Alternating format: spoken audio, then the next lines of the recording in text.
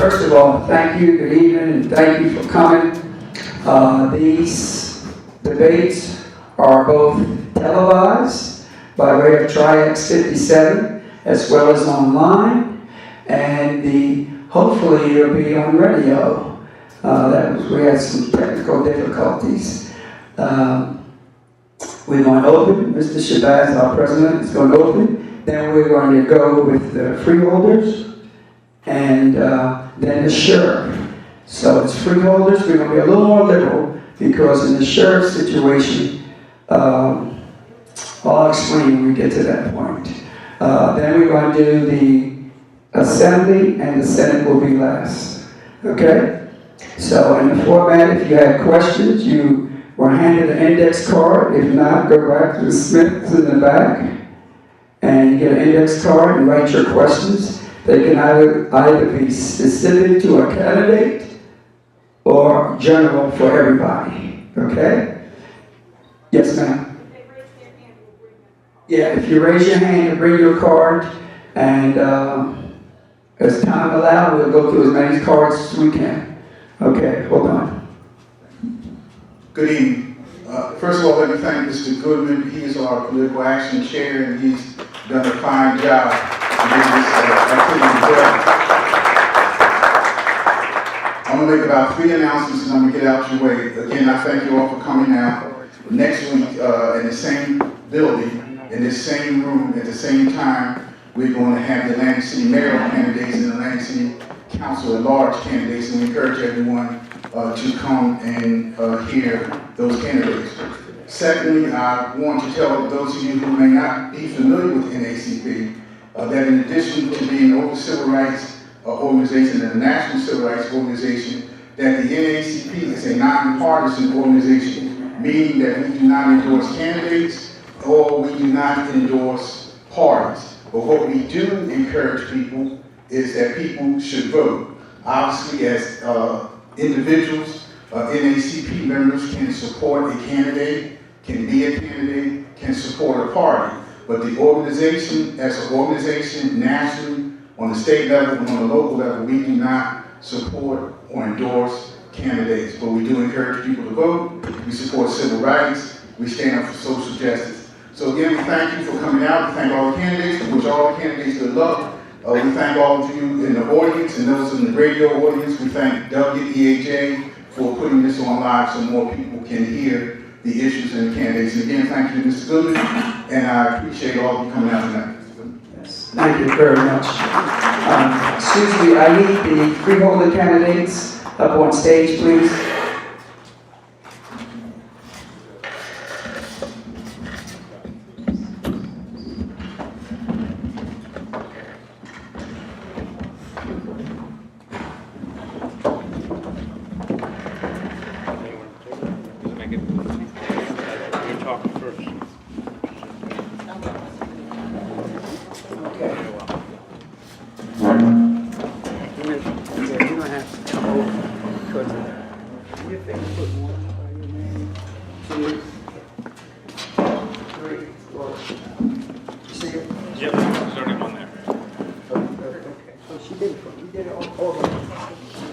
Okay.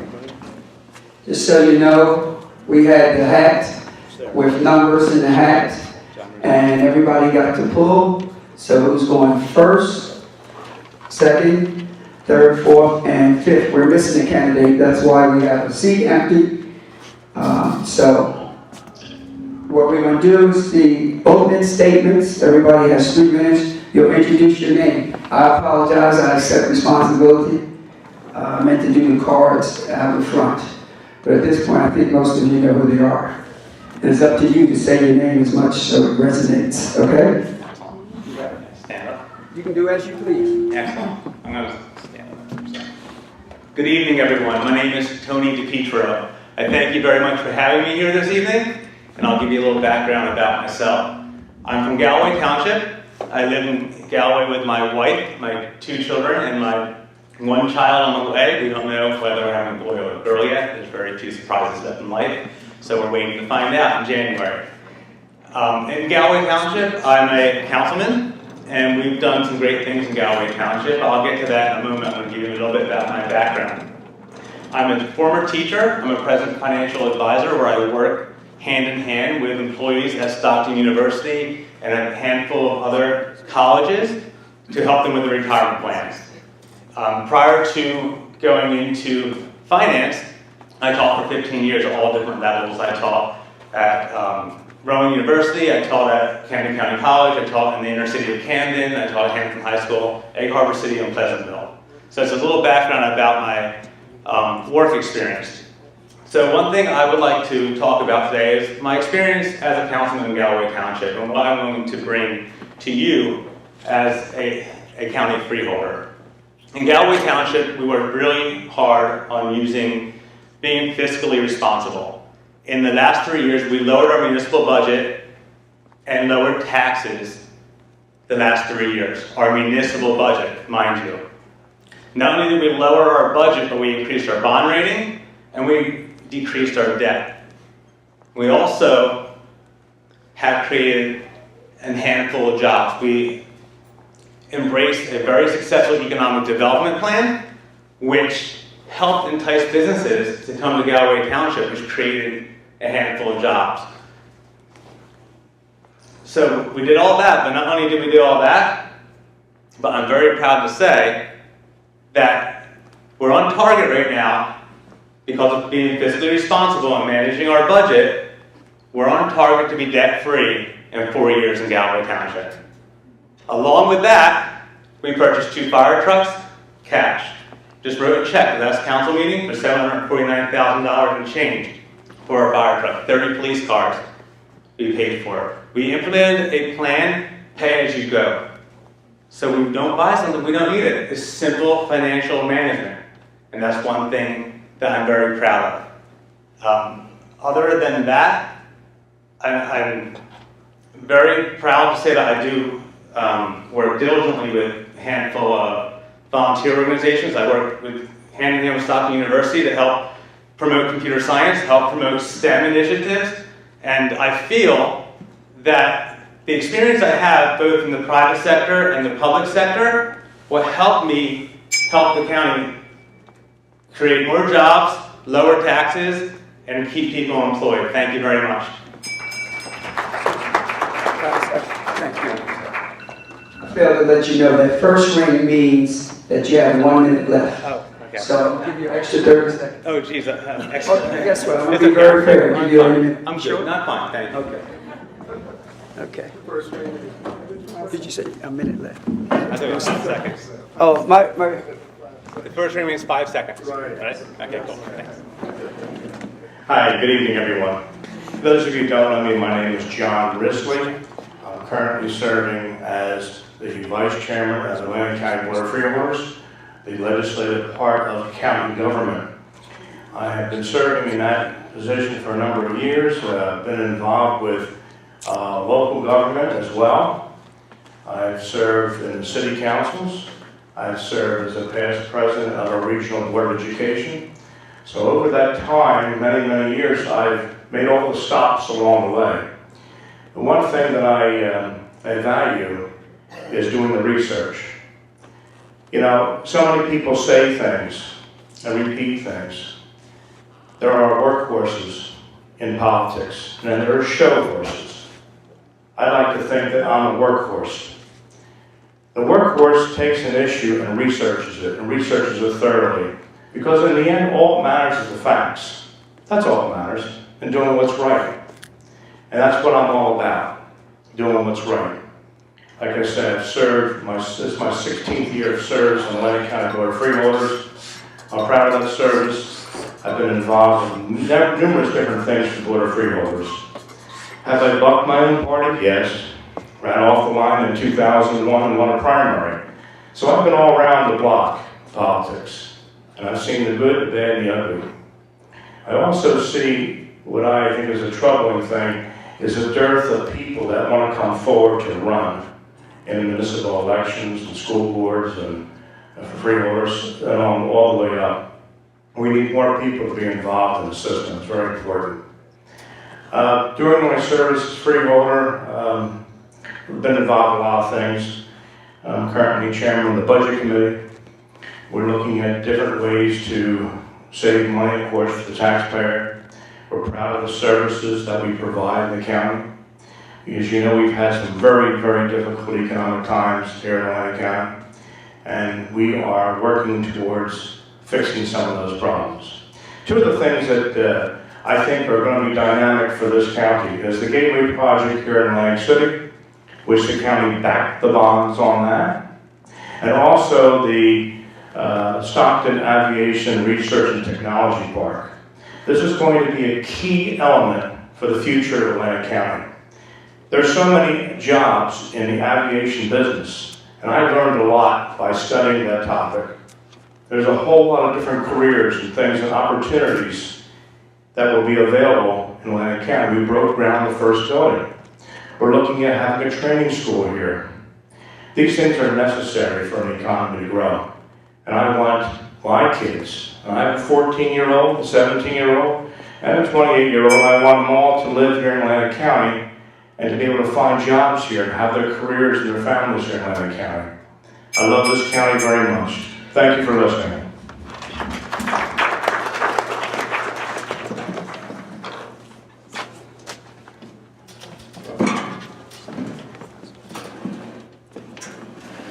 Good evening, everyone.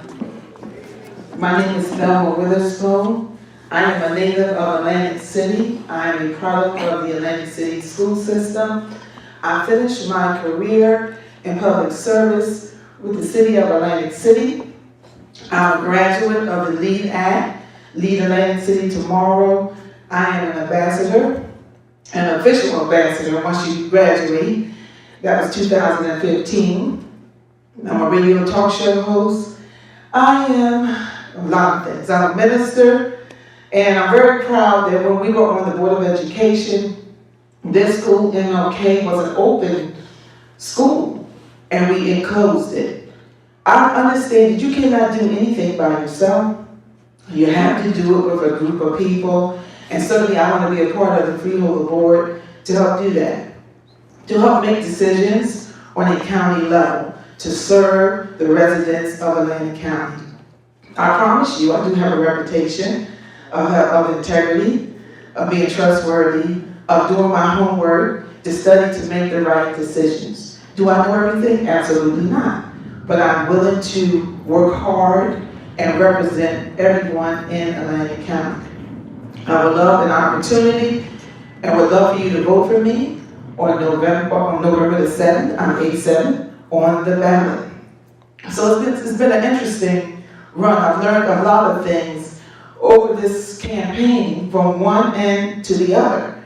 There are a lot of people who want a lot of things, but at the end of the day, they all want lower taxes, they want better schools, they want jobs in our community, and I want to be able to be on the Freeholder Board if elected and to help make those decisions and go to the next level. Thank you so much.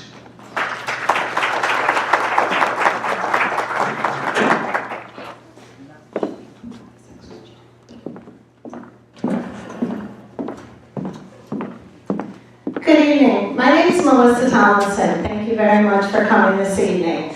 I'm running in column D for the Green Party, and a little bit about my history. I'm a special education teacher out in Buna. So I come from the place where my number one concern is the children. And as a community, I feel that that's should be all of our number one concerns. We need to learn to listen to the youth and let them lead. They're the ones who are going to have to take over with what we hand them. And we want to hand them something that's in better shape than it is right now.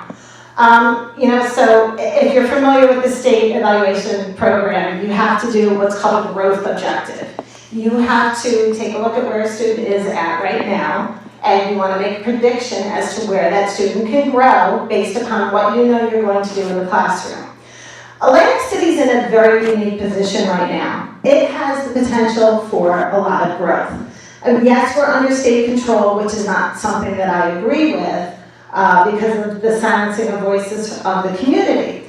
So when you're looking at growth, you have something you start with. That entity that you start with does not go away. So when we're talking about the growth of Atlantic City, we have to make sure that we keep in mind the original entity and the original community members that are here with us today.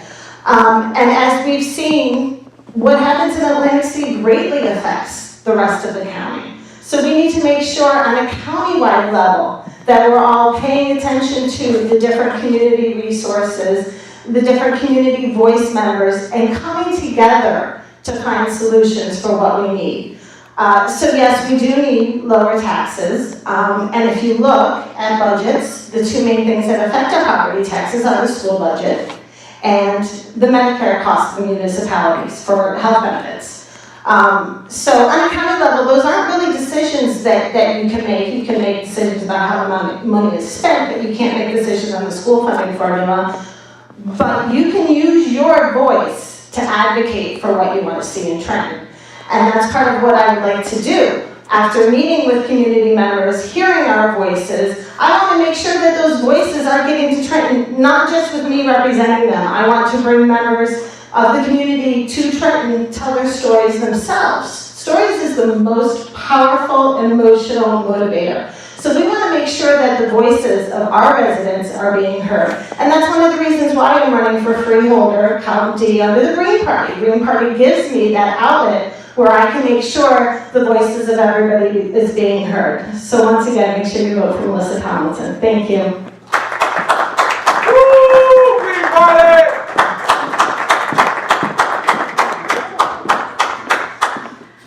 Good evening, my name is Karen Fitzpatrick and I am running for Atlantic County Freeholder at Large. This is only the third political action that I've taken in my life. I'm a complete newbie. The first time I was 10 years old in 5th grade, my father pulled me out of school to protest the expansion of the Vietnam War into Cambodia, right in Captain O'Donnell Park here in Atlantic City. The second time was many years later. I marched on Washington in 1998, celebrating the 25th anniversary of Roe v. Wade. And now here I am running for Freeholder. I decided I wanted to get involved in public life because I was disappointed in the election that happened last November, and then more disappointed when I saw the attitude of some of the people in leadership roles in our county toward women. So I put my name in the hat and here I am. I've been studying and learning, and yes, I agree that property taxes is our biggest issue here in Atlantic County. Our assemblyman has put forward a plan to coordinate a countywide tax program, but I'm not just looking at expenses because I am a former small business owner. I've owned 3 small businesses. When I decided I wanted more in my life, I put myself through school, and for 14 years I went to school nights and weekends and ended up with my MBA from Stockton.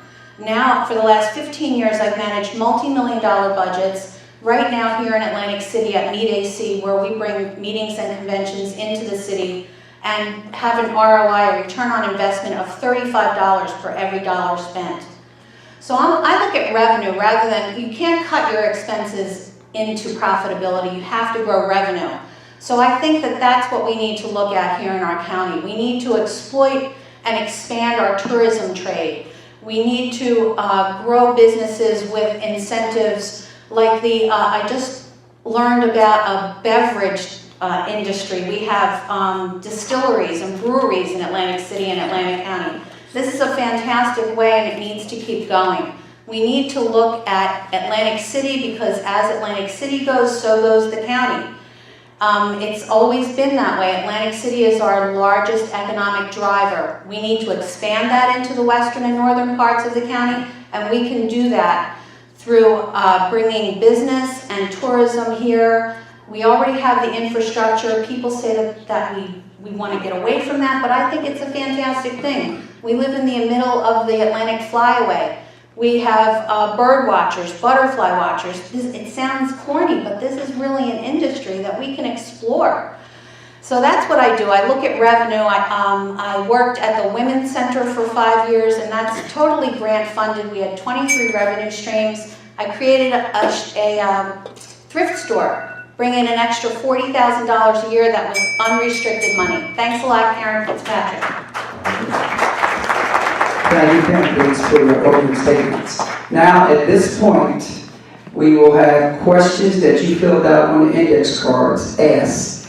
Each candidate has a 2-minute response, and there's a 90-second portion if need be for rebuttals, in case somebody points another person out. So at this point, I'm going to turn the debate over to Pastor of Mount Zion, the great, stupendous pastor of Mount Zion, Willie Francois.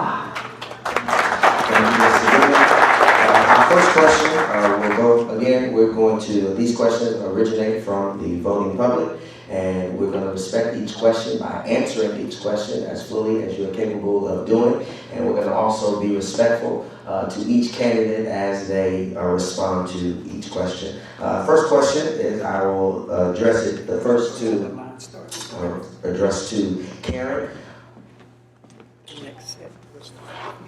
What is your plan to improve the job market and increase our economy in Atlantic City and the surrounding areas? Well, like, Turn it on.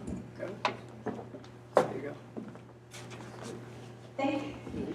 Well, like I said, growing revenue is definitely the way to go.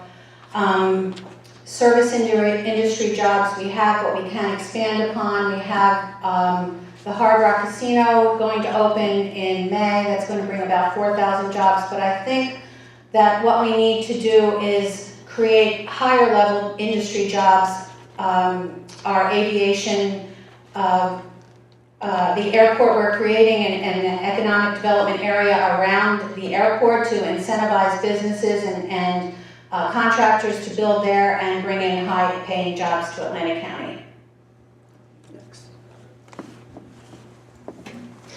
For economic opportunity and job growth, I have a couple of plans in mind. I'm the type of person that likes to research also, and I want to know what the community feel the needs for. We have strength within the community for a couple different pathways. We have youth that needs to be trained and educated. We have small business owners, internet business owners that have no place to go, that can be housed in a small business incubator created within Atlantic City. We also have a new wave coming across the country. It's not new, but a lot more attention is being brought around to the environment and what we should do for reusable and renewable energy. And it's definitely my opinion that Atlantic City needs to lead this and take it to the forefront and bring in some new environmental energy companies. Yes.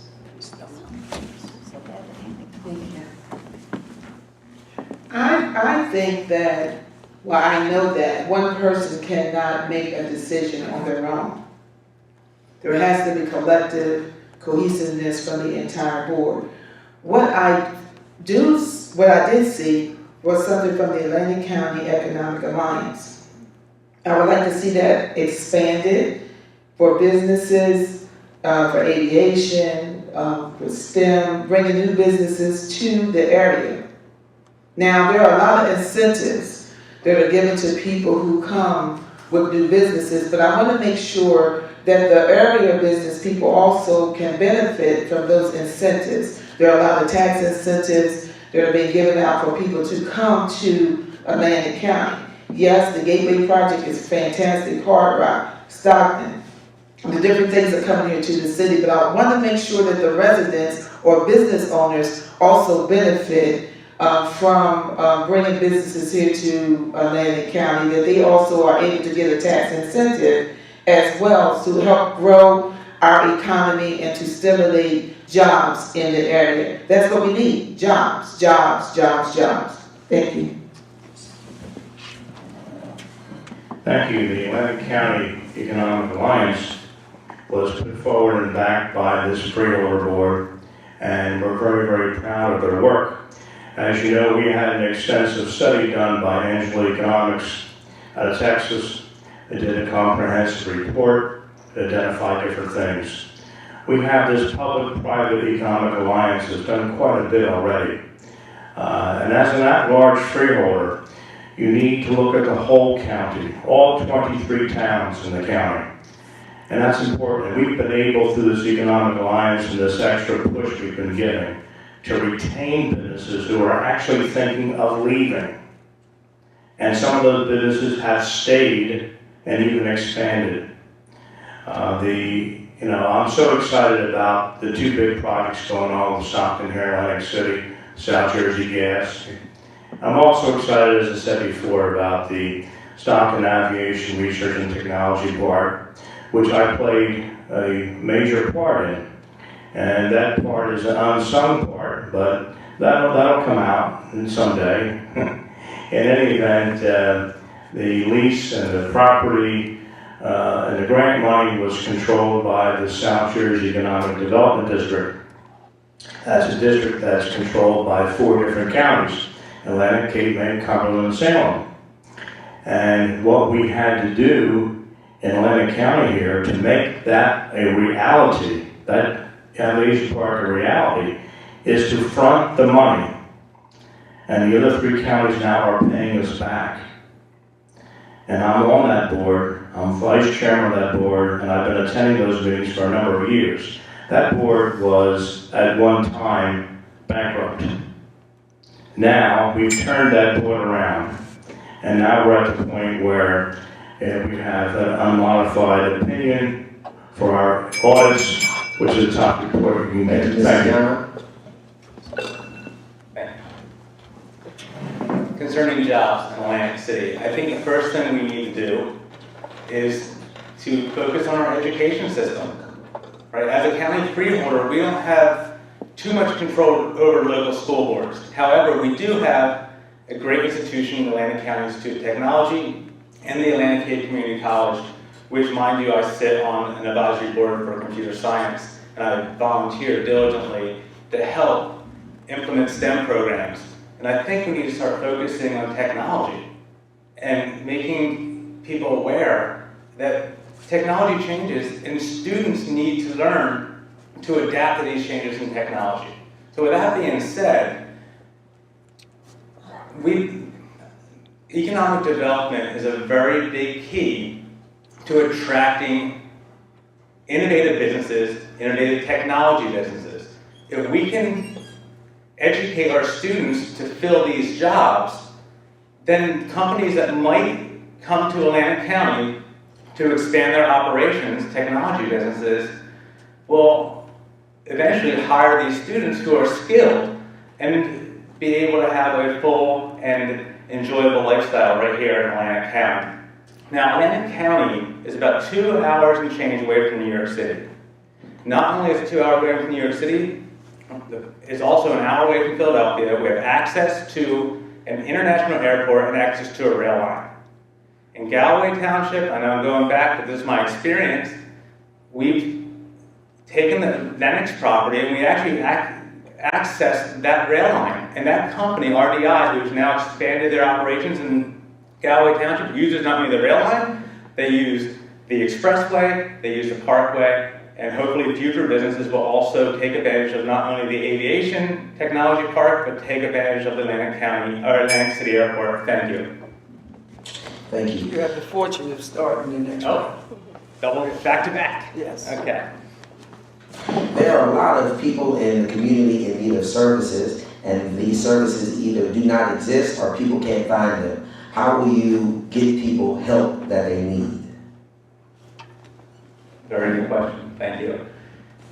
Getting people help that they need in Atlantic County or, well, in the county as a whole. But we have to make sure that these services are known. Anyone who knows me knows that I'm out in the public. Anyone who knows me is that I'm very approachable. Anyone who knows me is that I'm a former educator. I love getting out there and educating individuals. If we educate one another and we spread the knowledge that we have of these services that are offered by Atlantic County, then we can get these services out into the public. We also have the advancement, as I mentioned earlier, of technology, social networking, social media, the internet. These are ways that we can advertise the services offered to the public, and hopefully the public will be able to take advantage of these services. Thank you. Next here, use this. Yeah. Use this. Thank you. In regard to services, just recently, I would like to make this very public because we don't always get coverage. Our meetings, the press. Sometimes we do, sometimes we don't. But I chair another committee, and an idea was brought forward concerning the library system as a service here in Lennon County. And we had an outside firm come in and make a proposal to us how they could do it cheaper and better. Well, we studied it, we looked at it. They cannot do it cheaper and they cannot do it better, and we rejected it. So I want to put that out in the public to let you know that we rejected that idea, and we are sticking with our current county library system, which we're very proud of. Regarding services in the county, just recently, in August, we completed 3 agreements with the City of Atlantic City, shared service agreements.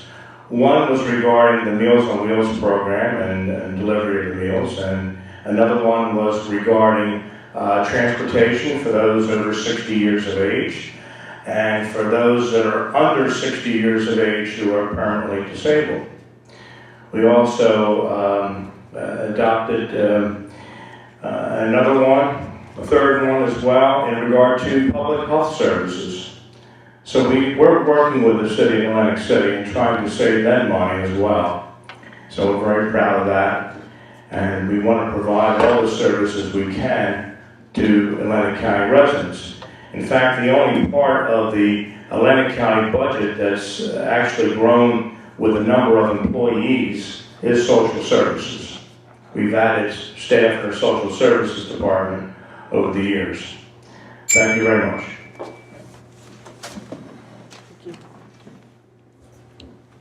On a weekly basis, I have a radio talk show on 88.7, 100.3, and it's called In the Community. And what I do is go around and look for things that are already made available, and I put it out to our general public. I even go and visit and act like I'm a person in need sometimes, or just research those particular things. That's one way. Another way is to use social media.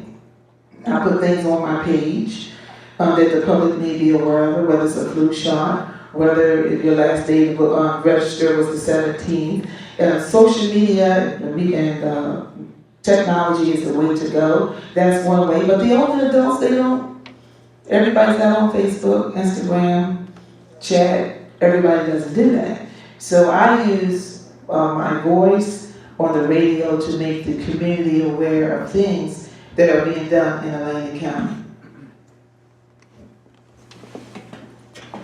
So I'm glad to hear that the county has increased its social services department lately, and I think that's great that you do that on your radio show. That's a great public service. We're still putting the onus on families that are in need of these services to be able to find them and to get to them, and that's what bothers me the most. The frustration of knowing that you need to feed your family or that you're about to lose your shelter is debilitating enough to a person's spirit. The bravery it takes to go to a person or to go to a stranger and say, hey, I need help, can you help me? It is immense. I feel that we need to relieve the community members that are disadvantaged of that responsibility and taking the responsibility upon ourselves, establishing a community resource office, start getting feet on the ground, going to the areas, making relationships, and asking them, what do you need? I'm actually involved. Last night there was a Facebook post for a veteran that is at a campground. His family's homeless, they're out of propane, they have no food. And this is word of mouth, so I'm lucky enough to have a pastor that works in my school district who's very involved with assisting the community as well. And he told me that he knows a veteran he is a veteran, but he helps veterans find home down in Delaware, so I'm going to go meet with this family and see if they want to stay in the area and move down. But the point is, we need to establish, it's our responsibility to establish people in the communities that will have those one-on-one conversations and make the ease of this burden people are carrying a little bit easier. So it's true that we need to get outposts into the community where people gather, where people who potentially need services are. Because keeping the services centrally located in an office building doesn't help people who don't live on a bus line, don't have a car. A lot of people aren't on the internet. We need to get, I agree with Melissa, boots on the ground. People out into the community, face to face, talking to potential clients that may need their services. I've seen this myself personally when I work for a nonprofit. A lot of times the problem is that the service that they need, the nature of the service that is needed, makes the organization that provides the service have a low profile, and that can be a problem. I'm talking about violence against women, sexual assault, domestic violence. Those things are not popular, they're not cute, they're not fuzzy, and people don't like to talk about them, so the services kind of go under the radar, and you depend upon a network of professionals to let other people know, but that doesn't always work, because unless you're in the, not system, but unless you're in that world already, you don't know that these services exist. So I think that most people have television, cable TV ads, but really having people out in the community, in schools, in libraries, that's the way to get the word out for all services that people need. Well, we'll start with you for this next question. If you are elected, what are the top 3 priorities you plan to bring to the job? Just have that written down. So, my job is, what I've been doing for 20 years is managing very large budgets. So I'm interested in the budget area and growing revenues for the county, thinking outside the box and trying to figure out how we can bring more money in, because our costs are what they are. You can't cut the police, you can't cut the fire. We need roads. These are fixed costs. We can't cut them. The budget is bare. So what we need to do is create revenues and stop any kind of spending that may be considered wasteful. Another top issue for me that seems to be for other people is the animal shelter. There seems to be a lot of public discourse about the animal shelter that the county runs. People feel that things are not going on there. I've been going to the Freeholder board meetings for about 9 months now, pretty consistently, and I don't feel that there is a lot of control, or at least it hasn't been made known to the public what the controls are, and that's something that is important to me.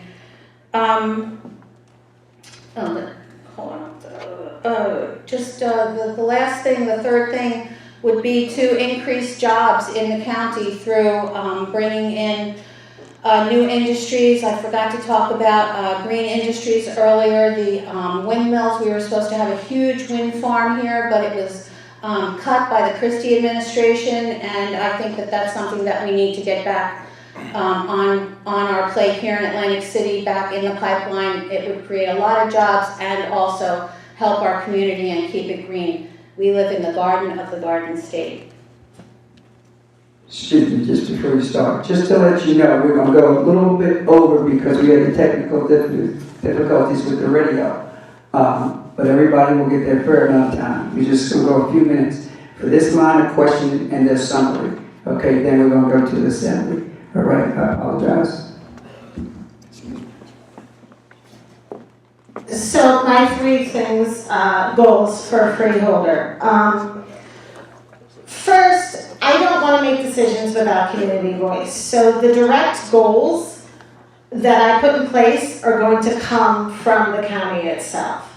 That being said, I am definitely 100% behind the community resource office established. That grows out of my own frustration of having students in my school that I could not get to the services that they need. So some kind of pathway needs to be created. And schools is a great place, because if you have youth that's in need, chances are the families that's in need.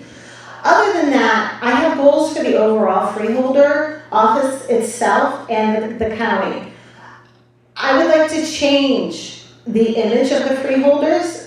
We need some transparency. There's a lot of frustration from the regular community member because they don't know what decisions are being made, where they're being made, who's making them, and why they're being made. So I feel we need some transparency in what's going on in the freeholder. Committee reports, open committee meetings, have the freeholder meetings move around the county, have listening forums in the different areas of the county.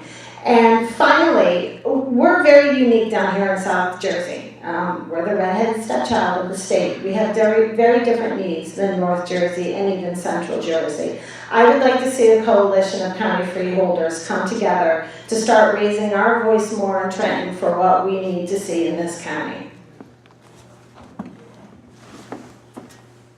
I would like to have a discussion with the freeholders about changing the time to maybe a later time for the freeholder meetings so more people could come and be a part of it.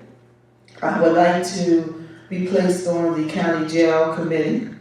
I believe that there are a lot of issues out there at the county jail that need to be addressed. There are people standing in long lines, they're short with officers. Some things that just need to be done. That's the one thing I would like to do. And the second thing, and third thing, I would like to serve on the committee for women to make sure that the expansion services for women are being dealt with. We don't have a Planned Parenthood or anything like that in the area anymore. So I would want to make sure that services, that I could speak on behalf of women, that perhaps if I saw anything, that I could make a suggestion. So those are the three things that I would like to do. Thank you. The three things that I would like to spearhead and continue to work on is economic development here in Atlantic County to ensure that the Aviation Research and Technology Park is a success. That's vital to us. That is so important. That means everything else to us here. We can provide not just tourism type jobs, but also other types of jobs as well. The second thing that I would focus on too is a report that I completed with a group of freeholders and other professionals regarding tax assessing in Atlantic County. It is important, and it's a matter of fairness, that everyone is only taxed according to what the values of the properties are. 100% of valuation is the only fair way to spread the burden of taxation. It's the only way we have here in this country, in this state, to spread the burden of taxation. And the plan that I've championed and worked with this committee, I'm going to again readdress that issue. And the third thing is veteran services. I introduced the resolution a number of years ago to create the Office of a Veteran Service Advisor, which we have Robert Furlow in that position here in Atlantic County. Very pro-veteran. They have given their time and effort to our country, and we need to do everything we can for veterans. So veteran services would be the top, my top three. Thank you. Thank you. The three items I'd like to focus on in Atlantic County, one would be education. I think education is very important because it's going to help prepare our future to be able to be successful in the workforce. For instance, we have ACIT. ACIT, as I mentioned before, we can expand STEM initiatives, but we can also focus on the trades. There's plenty of money to be made in the trades, there's plenty of need. I know for a fact that there are handymen or women who are always on call. I have people calling me, asking me to help them out because I work on my own house. And say, I can't find a good handyman or woman. Also, I think that we need to focus on economic development, which will focus on giving incentives to businesses to develop here in Atlantic County. And not only that, but that would also bring further jobs to Atlantic County. And thirdly, I think we need to focus on taxes. I think we need to focus on, hand in hand, I guess it goes hand in hand with economic development and the creation of jobs, to bring more ratables to Atlantic County, to bring more revenue to Atlantic County, and hopefully decrease our tax burden to our residents here in Atlantic County. Thank you. Well, Tony, since you have the mic, you can start with closing comments. Okay, great. Thank you very much for having me here again tonight. My name is Tony DiPietro. Items that I would focus on using my experience as a Galloway Township council person and as an educator and a financial consultant to work diligently to attract businesses to Atlantic County.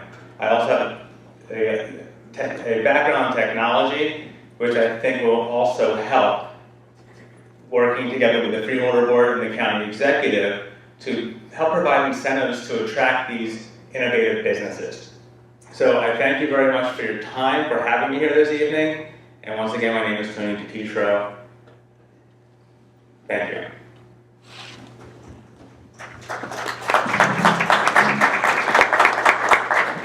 Well, thank you very much for holding this forum tonight. It was very interesting, it was enjoyable, and it was a good thing to be able to get out and meet people and get on TV and radio, so that's all positive. I've been serving, as I said before, my name is John Risley, and I'm running on the Column B Republican ticket. But let me tell you something. I think what's important for a voter to know is where a person is coming from. What are their roots?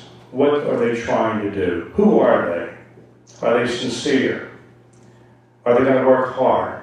Are they going to listen to people? I believe I've done that. And I've done it for a number of years, and I'd like to continue to do that. I enjoy public service. I enjoy the people. I enjoy everything about it, working hard, researching topics to get to the truth, to be able to make things a little bit better. I'm also proud to say that on both sides of my family, they're old South Jersey names, the Risleys and the Lees. My grandmother was a direct descendant of Jeremiah Lees, the first settler of Atlantic City. So when I grew up as a young man, I learned a lot about the history of this area.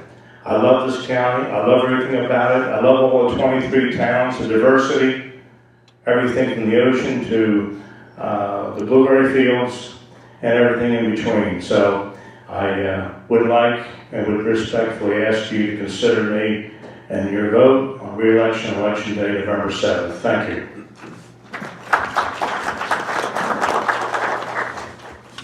Again, my name is Thelma Witherspoon. I would like to thank the Atlantic City NAACP for holding this forum. It's the first one that we've all candidates been at the same time.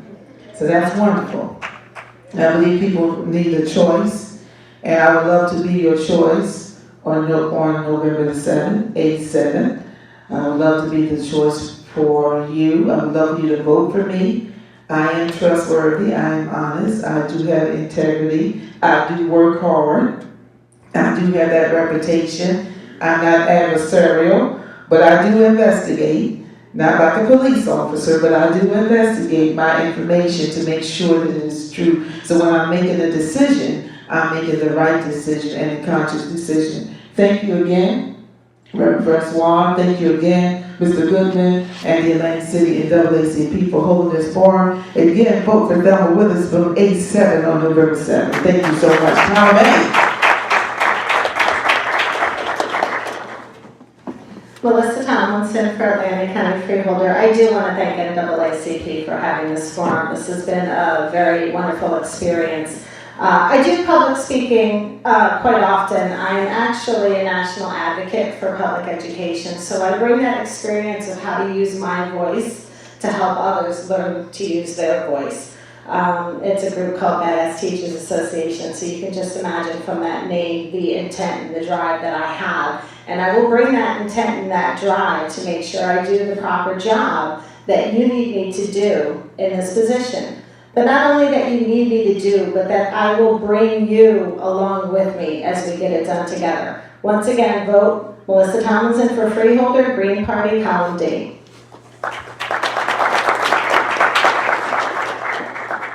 Thank you very much for having us, NAACP of Atlantic City. We really appreciate being here. My name is Karen Fitzpatrick, and I am running for Freeholder at Large. I told you before, I'm new, this is the first thing, and what you have with me is somebody who's, I'm not happy with the one-sided situation that's on the Freeholder board right now. For years and years, we've had 8 Republicans and 1 Democrat, maybe a couple of our other Democrats through the years, but that's not a democracy. A democracy is where everyone has a voice, and what I would like to do is bring your voice to the Freeholder board, to speak for you, and to trickle up democracy through the Freeholder board to our state legislators, because we're going to have to take care of ourselves here in Atlantic County and in New Jersey, given what is going on at the federal level right now. And I would like to be part of that and help bring that to Atlantic City by using your voice through me. Thank you so much. Come on, let's give each candidate a hand.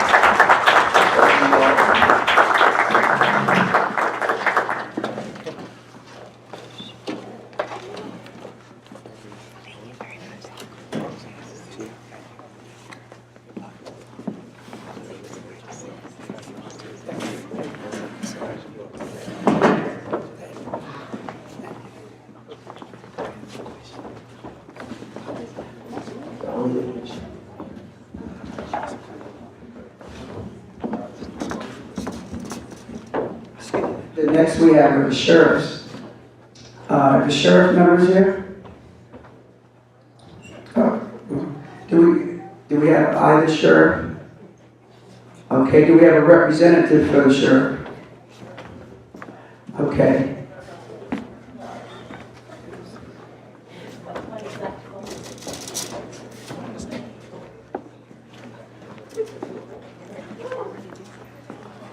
Good evening, ladies and gentlemen.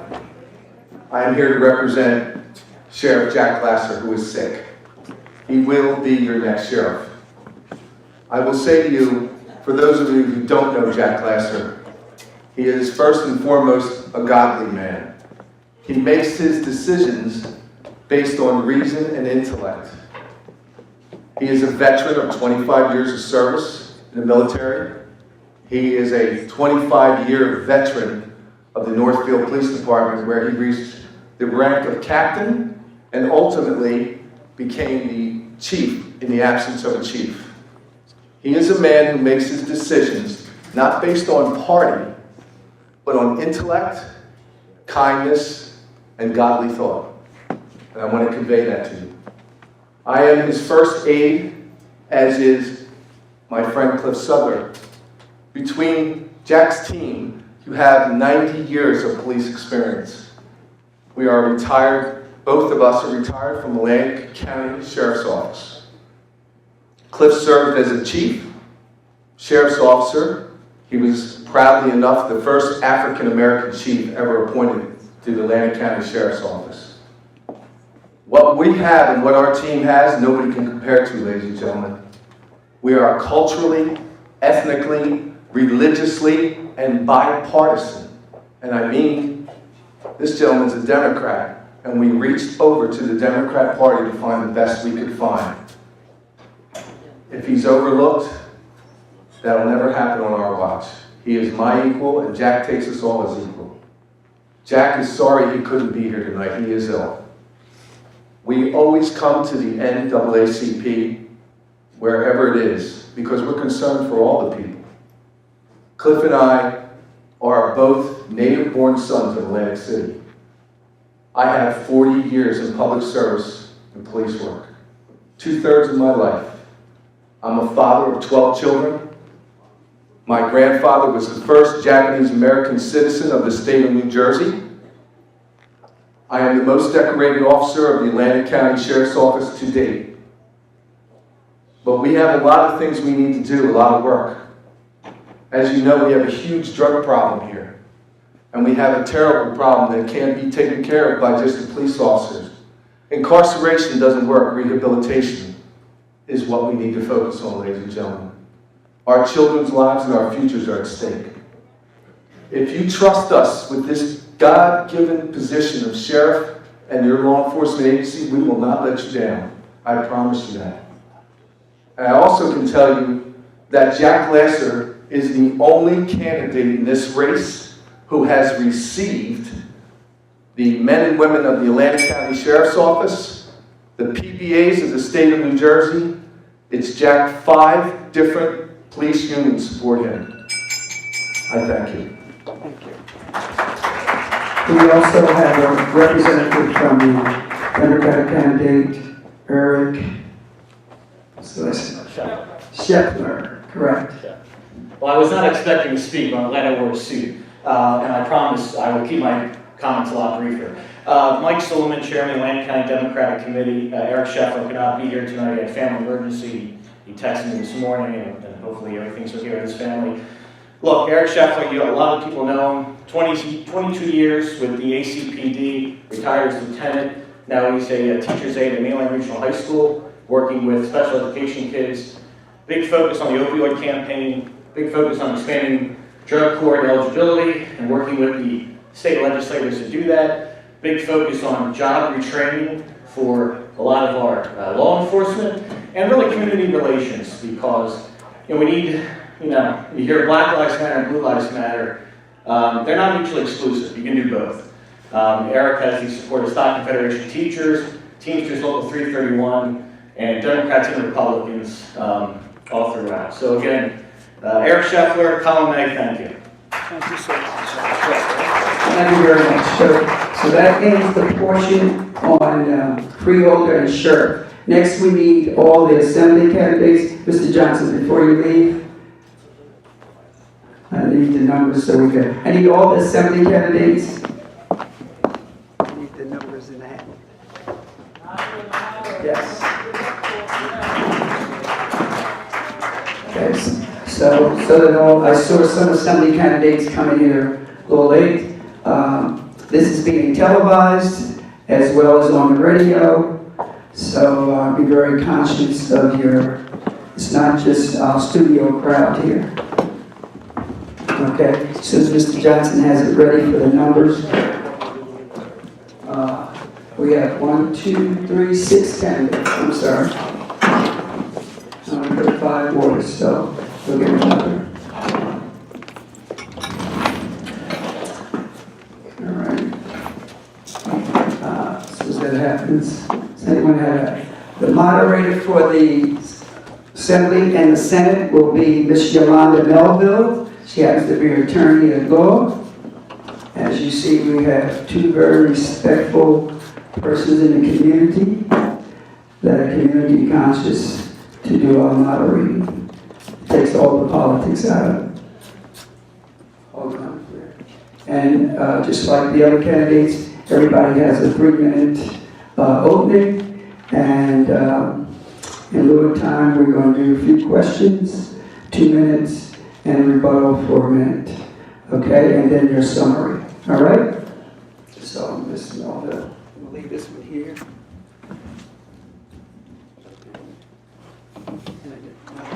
Hold on, we're going to have to do it like this. Everybody has a hat.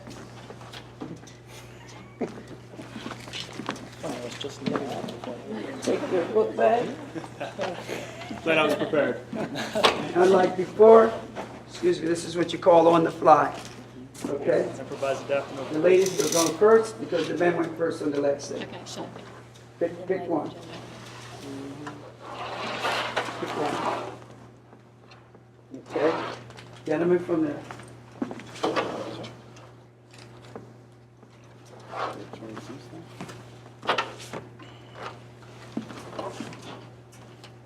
Okay. Your book bag? Okay, who has one? Okay.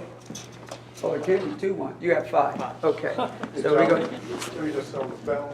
Yes. So you know? You hear that? I need to have 5 seconds. And then you hear it. Okay. That means time, okay? First one. Okay. Hi everyone, my name is Miko Lukide. I am running with the Green Party of New Jersey. I have grown up in Atlantic County my entire life. My father is a veteran, and my mother worked as a live-in home health aide and a home health aide through her entire life. Her entire life was about helping people and caring about people, especially when they were in need of care. Unfortunately, she did have a very serious stroke several years ago, so she hasn't been able to do the work that she loves since that time, but she's still a fighter, just like I am. And she is still with us and cognitive and just a whip. She's always on it, and she's humorous and wonderful. And so a little bit about myself. Again, my name is Miko Lukita, column D. I graduated from Stockton University with a degree in political science and a concentration in pre-law. I was a very active student while I was at Stockton. I led several student organizations, the Stockton Pride Alliance. I founded the Coalition for Civic Engagement at Stockton University. I was very involved in Stockton's political engagement project, which was focused on bringing political and governmental entities to Stockton to really kind of get the Stockton community excited about what was going on in politics and in government. In addition to that, I also currently work at Stockton University. I work for the Stockton Center on Successful Aging, where I organize the older adult education program. Essentially what I do is I link up presenters to senior centers and places where seniors congregate to educate on things that will nurture them in mind, body, and spirit. Whether it is managing money in retirement, or chair yoga to keep them physically active, art classes to keep them mentally focused, all those sorts of things. And in addition to that, I also do tech support for store systems for an international company. I'm really focused on three major things. The primary of which is probably Medicare for All. And I think that that's something that we have a phenomenal opportunity to do here in New Jersey specifically.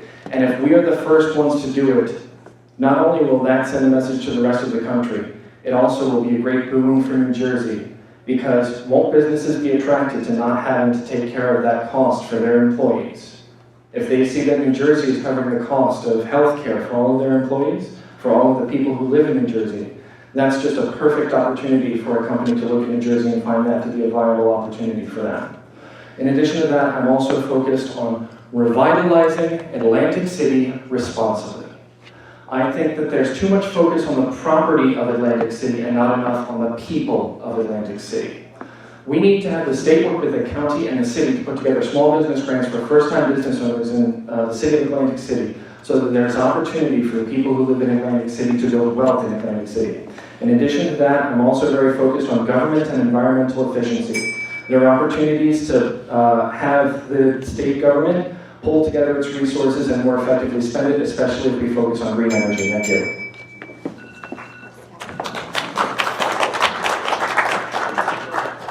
Good evening, everybody. Good evening, everybody. My name is Brenda Talking, and I'm running for New Jersey Assembly. Since we're in the Martin Luther King Jr. School Complex, I'm going to just share this quote with you. Our lives begin to end the day we become silent about things that matter. I won't be silent about anything that matters to anybody in District 2. I call myself a Jill of many trades. I've been involved in many different things. All of those things I think rolled up into one little ball will serve me well in the Assembly. I got interested in politics when I had my daughter. I stayed home and I started paying attention to all the local issues that were going on around me. And it got me thinking, you know what, I want to make a difference. You know, when you have children, you realize that the future matters, their future matters. So I threw my hat in the ring with 13 others and I ran for commissioner of my home municipality, Margate. I won. And I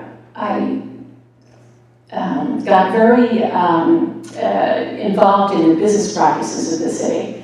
And as a result, we brought in a new auditor, and there was significant administrative and fiscal health improvements.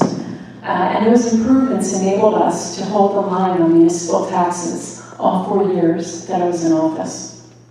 Prior to my government services, I had a small business. I had a tiny yogurt and ice cream franchise down the boardwalk a little bit on Chelsea Avenue and Boardwalk.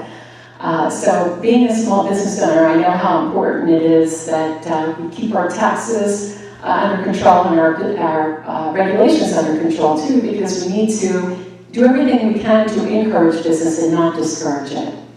Prior to that, I worked for the New Jersey Small Business Development Center, Carnegie Library, also right here in Atlantic City, and I help people start businesses from the ground up. And then I also, one of the other hats I wore, I worked for the South Jersey Cultural Alliance, and that was on Mississippi Avenue. So as you can see, Atlantic City is very near and dear to my heart, and we need to do everything we can to help the city and her residents. One of the things that Chris Brown has done to help Atlantic City is he led the fight against North Jersey gaming. If it weren't for Chris Brown, I really do believe that the Hard Rock Casino would be opening in the Meadowlands. Thankfully, he led that fight. He was a real champion for all of us. I got behind him, and I know Vince did too. I circulated online petitions, and then I introduced a resolution to fight North Jersey gaming. So we all got behind him, and he was successful, and Hard Rock's opening with 3,500 jobs. Thank you.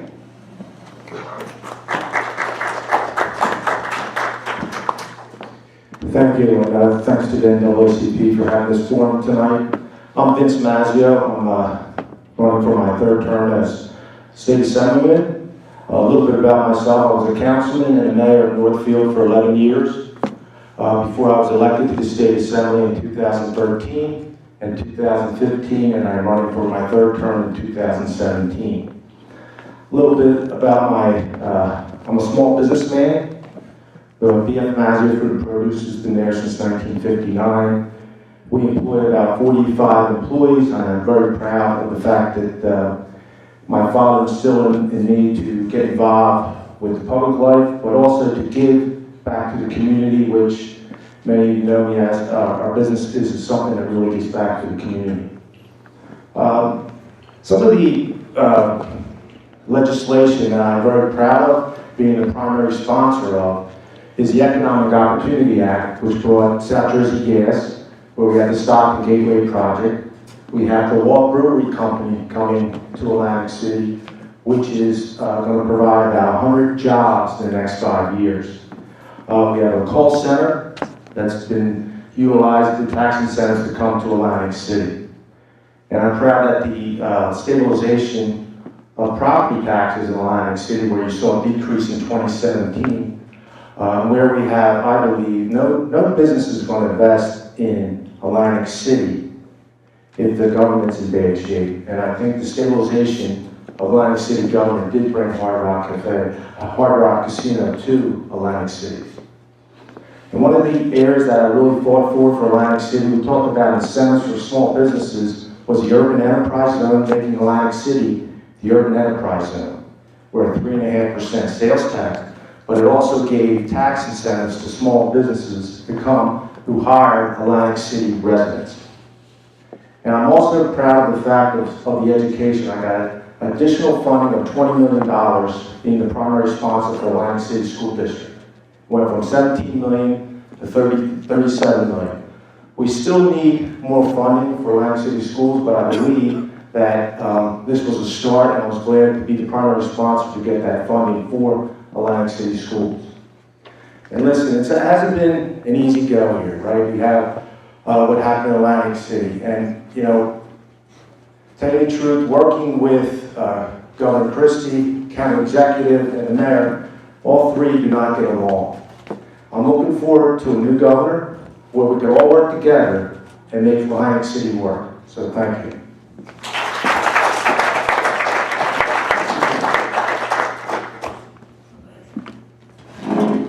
Hello, everyone. Thank you to Atlantic City's NAACP for holding this forum. My name is Heather Gordon, and I'm running as an independent for the NJ Assembly. I began my campaign last spring coming from a place of serious disappointment in the current political realm nationally. But as I began to dig deeper into local politics, New Jersey's politics, what became really apparent is that our elected officials, our chosen leaders, have failed us at every level. I continued to dig, And I found that cronyism and corruption and party politics run so deep that they go all the way back to the roots of our state. In fact, there are 21 county head chairs for each party, 42 in the state of New Jersey. And these men, and a few women, they pull all the strings. They make all the decisions. They decide who gets to run under the coveted party line. Essentially, what legislation gets yeses and what legislation gets no's. And they make all the decisions about all the things that affect all of us. And I looked at our state legislator, and I did not see myself represented there. What was worse, I didn't see the public represented there. So I want to address a couple things in this point of time because I'm not sure if I'll get to later. We kept asking, what can you do to get services to the people of Atlantic City? And at some points in my life, I've accepted services. I'm a single mother, also a small business owner, also someone who has struggled. Student loan debts will be on my back. I have trouble sometimes making sure that I can have affordable health care and food for my children. And we don't ask why we need these services in the first place. We don't talk about how oppressed this community is. We talk about bringing businesses in and making incentives for them, but we don't talk about regulating those businesses so that they have to provide fair pay, a livable wage. We talk about running government as though it's a business, but look at where that's got us. We have a reality TV show host as our president. When you run government like a business, you are running government with profit in mind. When you run government, you should run government with people in mind. So I encourage you to look at each of the candidates, to listen to what they really say, to know who really pulls the strings. Again, those 21 county head chairs, 21 for each party, so 42. And I encourage you to educate yourself on issues, as I've tried to do. And tonight I'll tell you what I know about them and promise that if elected, I will listen to what you have to say. I will make decisions based on not who's putting money in my pocket, because no one is, because I'm an independent. We need to realize that the spectrum between the Democrat and the Republican is not that big. The truth is, if you have more money, you get more say. It's time to change that. Thank you.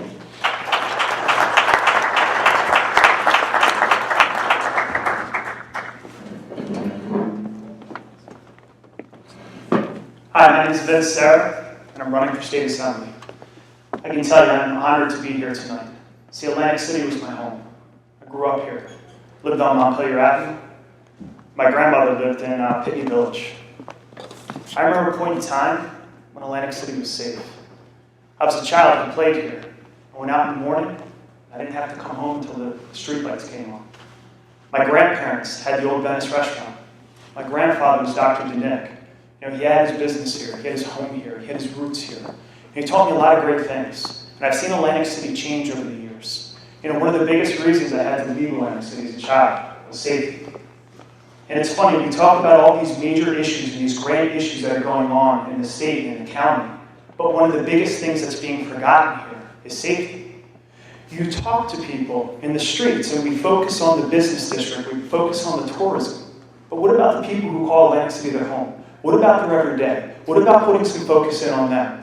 That's something that we need to do. It's something we need to change. And you can look all of our candidates up here. You know, we talk about political party, we talk about politics. This isn't about politics at all. It's about people's lives. That's the reality. This is about people's lives. It's about having a decent job. It's about affording your home. It's about taking care of your family. It's about having access to quality health care. It's about growing up in this county, retiring, and being able to hold onto your home. There are so many people right now who are struggling. And while politicians go out and fight for political power, they're missing the most important thing that we're supposed to be doing. And that's representing the people. See, I got involved in politics because I was tired of the empty promises. I was tired of the political games. So I had a choice. I could sit back and be frustrated, or I could roll up my sleeves and get to work.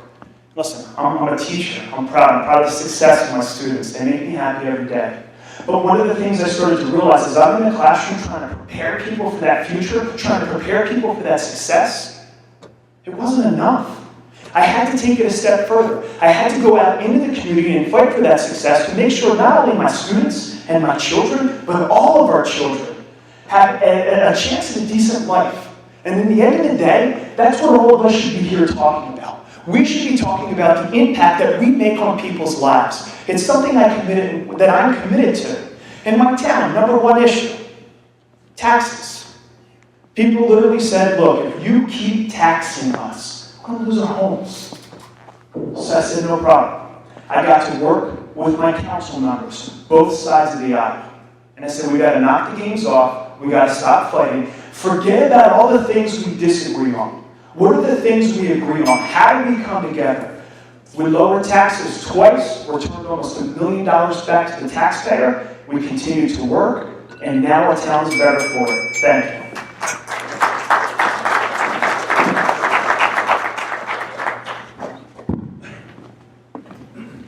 Good evening, everyone. My name is John Armato, and once again, thank you for us having here tonight. A little background of myself. At the present time, I am a Buena Vista Township committeeman. I'm in my third year of my first term. I'm a 4-year veteran of the United States Air Force.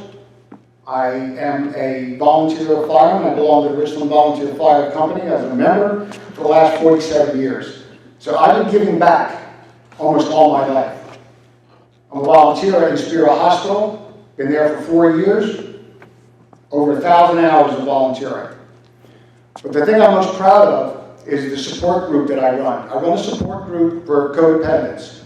Codependents are the family of the addict.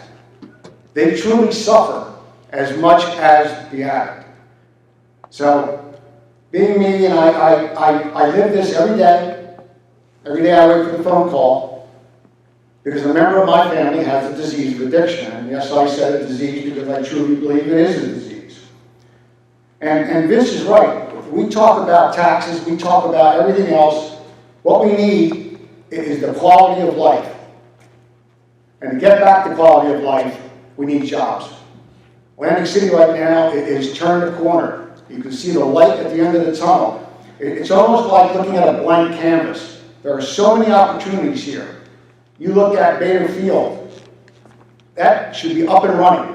That should be an airport again. You look at Ocean City, 55 flights go in there a day. Bader Field is bigger. Atlantic City has to change. I worked in Atlantic City before casinos. I worked in Atlantic City after casinos.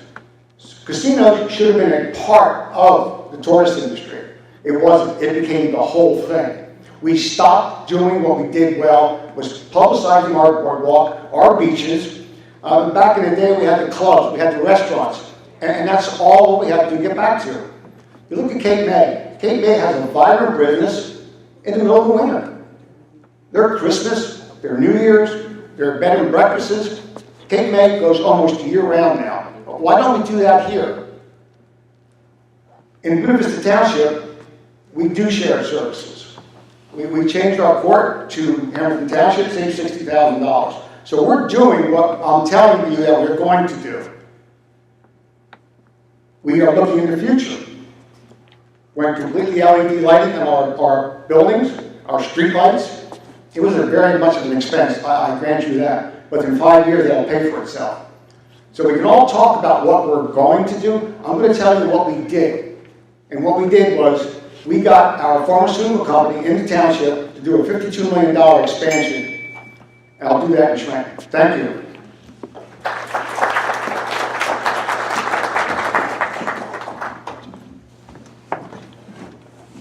All right, we'll start the questions from the far right. Starting with Mr. Sarah. And the same question will apply to everybody, so we'll get started. Considering the backdrop of politics in Washington, are you open to working together on a bipartisan level? Why or why not? Absolutely. Listen, as I said, a lot of people get tied up in politics, but this isn't about politics. And I've learned one thing. I don't know every answer. I don't pretend to know every answer. And I'm never going to dictate what things should be. One of the things we need to be is open-minded. And I've learned, even when you disagree with someone, there's good things that you can take from it. And I believe that everybody who comes into your life comes into your life for a reason. You have something to learn from them. They have something to learn from you. And what you do is you try to find that commonality. And if you can find that common ground, that strength, it gives you a foundation. And from that foundation, you can build great things. If you look at a lot of the things that are going on in Washington, people are fighting about everything. We know what everybody disagrees on. How about we change our focus? Let's find the 1 or 2 things we agree on, even if it's 10% of the things. And let's start there. Let's be effective. Because when you start to work together, you build relationships. When you build relationships, you get accomplishments. When you have accomplishments, you achieve success. And you know who benefits from that? Every single person in the country. So it's something I've always been committed to, and something I will continue to be committed to. Thank you.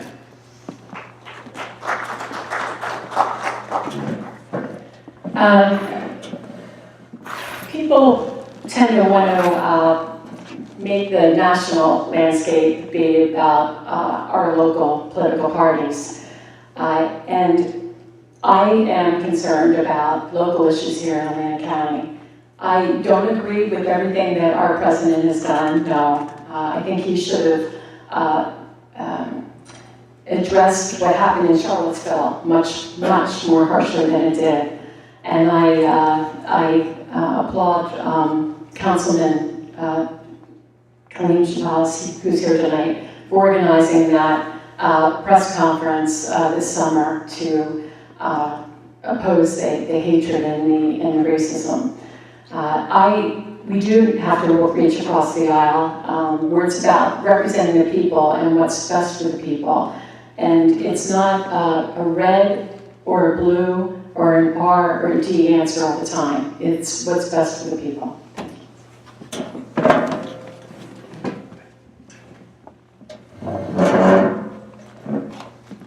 When you look at the national scene, you start to wonder in what direction we're going to go in. But one thing you got to understand is because of what's happening on the national scene, more than ever, you need a strong legislation to buck what's happening there. So far, 5 or 6 states have reviewed his immigration laws. This is what we need to do. We need to be very, very strong because of what we have in Washington today. And somewhere along the line, a good idea has lost its effect. It's only a good idea if a D wrote it, or it's only a good idea if an R wrote it. You know, in my experience, a good idea is a good idea. And it should be looked at as such across the aisle. And I truly believe that now is the time that we have to have a strong Senate. We have to have a strong Assembly. We have to be able to stand up to a president who seems that immigration is a wrong thing, a bad thing. My grandparents came here from Italy. I'm sure everyone here came from somewhere. We are a melting pot. You do not exclude certain individuals. Do you vet them? Sure. We don't want criminals fleeing here because they are wanted in another country.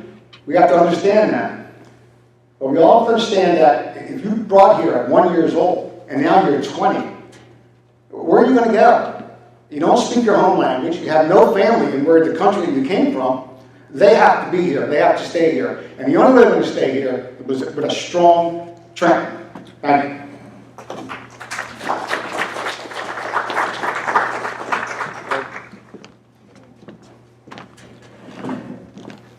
This happened to me in another debate. I think somebody's doing something. Keeping on your toes. Thank you. Many of you might know, I was the mayor of Northfield and a councilman, I said in the beginning, for 11 years. And 9 out of those 11 years, it was controlled by a Republican council. And in our form of government, there's 7 councilmen, and the only way I get the vote is in a tie. And it was a resolution that came up for a city clerk who was doing a good job. It was about something where she was taking on some more responsibility and she was going to get a higher stipend. I think it was like $8,000 or something like that. And he used to say it was controlled 4-3 by Republicans, and there was 1 absent, so it was 3-3. So all 3 Republicans voted for the resolution, and the 3 Democrats voted no. I thought this person that we hired was taking on more responsibilities, and I thought she did a great job. And she's still there in the city of Northfield, and I voted with the Republicans because it was the right thing to do. And in my tenure in council and the mayor in Northfield, I worked with a lot of Republicans doing a lot of things, shared services, making government smaller, and you know, at the end of the day, it is about doing the right thing. And that's what you're elected for, and that's what you should look at. And in Trenton, it's a little bit more difficult. You're in a different arena. But, you know, a lot of my bills with veterans, with economic development, we've worked with Republicans. And, you know, you have to see where it's all about. Like when you're doing bills in the state of New Jersey, you know, it affects a lot of people, a lot more people than it does on the municipal level. And you have to take into account what it means. And it's about the human factor. And that's what you're elected for. Thank you.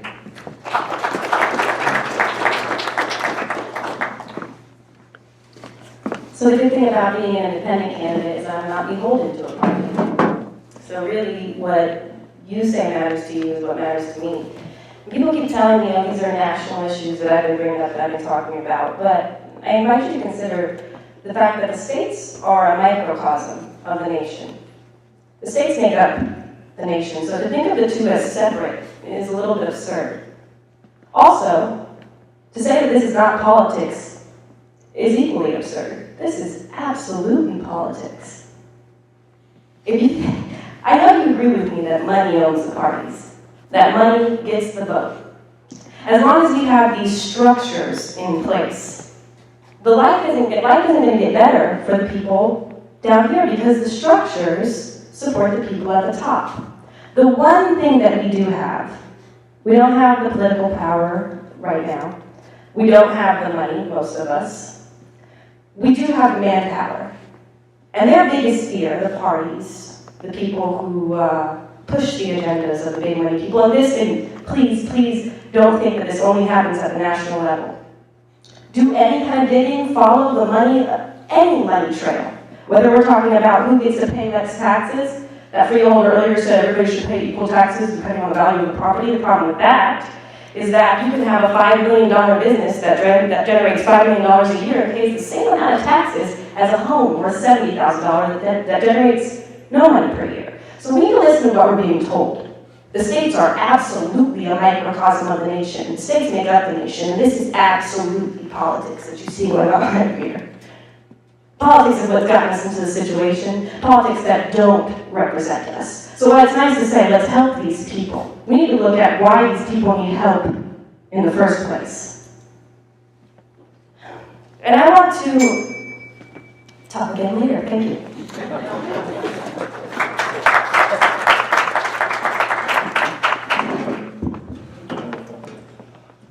Being a member of the Green Party, I'm certainly in trouble if I cannot compromise. I acknowledge that there are not exactly other members of the Green Party in the state legislature currently, so if I can't work with the other parties, I'm in trouble. However, as important as compromise is, there are some things that I don't compromise on. When it comes to people's livelihood, you don't compromise. That includes a livable wage, $15 an hour. Now, we had an opportunity to pass a $15 minimum wage last year, I believe it was, and we gave that up. And it wasn't even party lines at that point. It was about money. We had people in our legislature that were looking for carve-outs. $15 minimum wage unless you're a farm worker. $15 minimum wage unless you're a youth worker. $15 minimum wage unless your company gives you any sort of benefit. Your favorite oil workers, they have options for 401ks, they don't get that $15 minimum wage. That's not okay. When it comes to someone's livelihood, you don't compromise. I always use this joke, you know, if you tell me you want to kill me and I say I don't want to die, the compromise of cutting off all of my limbs doesn't help anyone. So looking at the national level and what we can do here at the state level, we have the opportunity to address issues like a livable wage. We have the opportunity to address issues like racism. What happened in Charlottesville, the next day I joined that protest that happened in Atlantic City at O'Donnell Park. And I was there with my sign, white silence is white violence, because I stand with Black Lives Matter.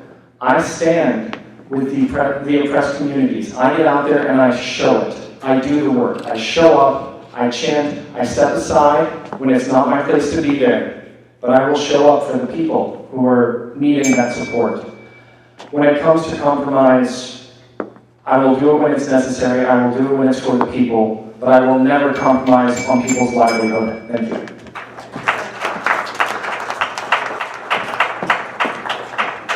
Next question for all the candidates is going to be, if elected, in what ways will you assist in addressing the state's presence in Atlantic City?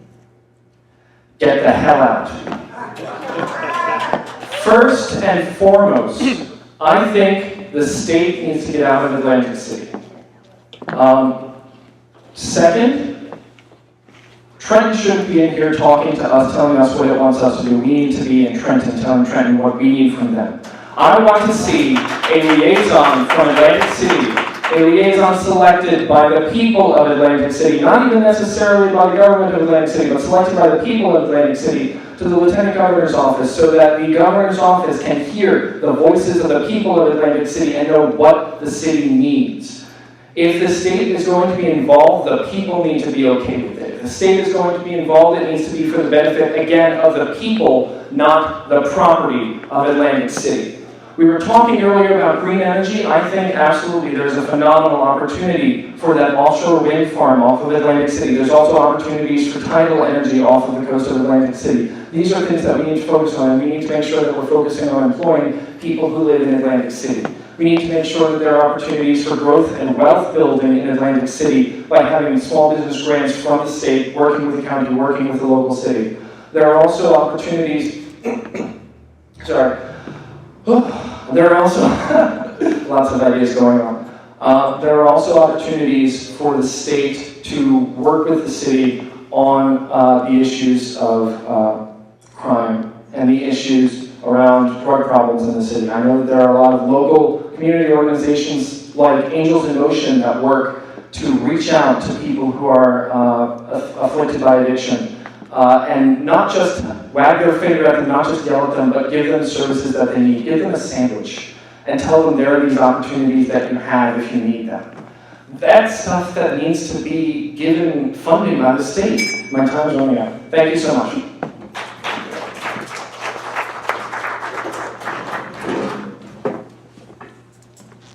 So I agree that if the people don't want to stay in the city, state should have nothing to do with the city. But what's more important is we need to look at how we got here. For a long time, Atlantic City had a monopoly on the gaming industry. And this is the industry that created all the jobs and generated all the revenue. And then some big money deals, again, where this big money thing is going to keep coming up, were made, and men like Carl Icahn and Donald Trump did some terrible things, and thousands of people who had worked in the city for their entire lives lost their jobs and their livelihoods. Furthermore, there are now casinos opening in Philadelphia and New York, and Atlantic City has a unique position in its spot between Philadelphia and New York. And so now when people have an option to go to a casino that's 5 minutes away, or however, it's much closer to Atlantic City, they do that. But also, Atlantic City has a branding issue. People think it's unsafe. So when they think about taking their families somewhere, they get to choose between Ocean City and Atlantic City. And for parents with young children, the choice isn't that hard. I think what we need to do with Atlantic City is look at how we got here, and then figure out how to get out of it. Because if we're not looking at how we got to the point of having a state takeover, it's bound to happen again. And we talk about North Jersey casinos, and of course I'm opposed to it, and I guarantee everybody sitting here is as well, being from Atlantic County, but it would be extremely short-sighted to think that if we stop the casinos from going to North Jersey, that our problems end there. We have an opportunity to invest in the people here. We have enormous amounts of renewable energy and sustainable energy resources that we could be tapping into. Now, Bakerfield really can't be used because the ground is so contaminated. You can't really get building permits on it. And we should look at our history and see how we got here, guys. That's what it sums up to. Thank you. Yeah, I was never forced to take over, but as January came and then we got into May, myself, Majority Leader Lou Greenwald, we had a meeting actually with the Mayor Guardian. And at that meeting, we said, how much time do you have to get your town in order? And he really hesitated, he said maybe a year, maybe 2 years, and he said, we can't have that much time. He said, how about 5 months? And then we asked him, do you know your budget? And he said, no, I don't know the budget. And, you know, we hesitated there. The mayor of the town should know his budget. And, you know, we had this meeting, and then it progressed, and the city did come with a plan, but the state didn't think it was good enough at the time. So now we have, where some things did work, where we got the tax appeals cut from 171 million to 71 million. In 2017, you show your taxes reduced in Atlantic City. And I'm all for self-government, and I think with a new governor and the opportunity to communicate to all elected officials from the state to county up to the governor's office, because I think that will have a different picture. I think Governor Christie did a lot of disservice to Atlantic City. I think he did a lot of disservice to teachers. And I think that we need someone new, and it's going to be refreshing to have a new governor that will be able to communicate. I think the new governor should take a look at the inventory of what worked and what didn't, and actually progress in a way where Atlantic City becomes more self-governed and in a short term and a long term, making sure that they will be self-governed. Thank you.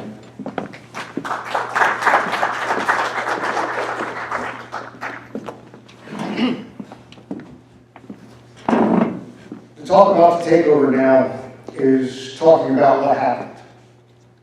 And that's irrelevant. What we have to do now is talk what we're going to do tomorrow, and then in the next 4 years, 5 years, 10 years down the road.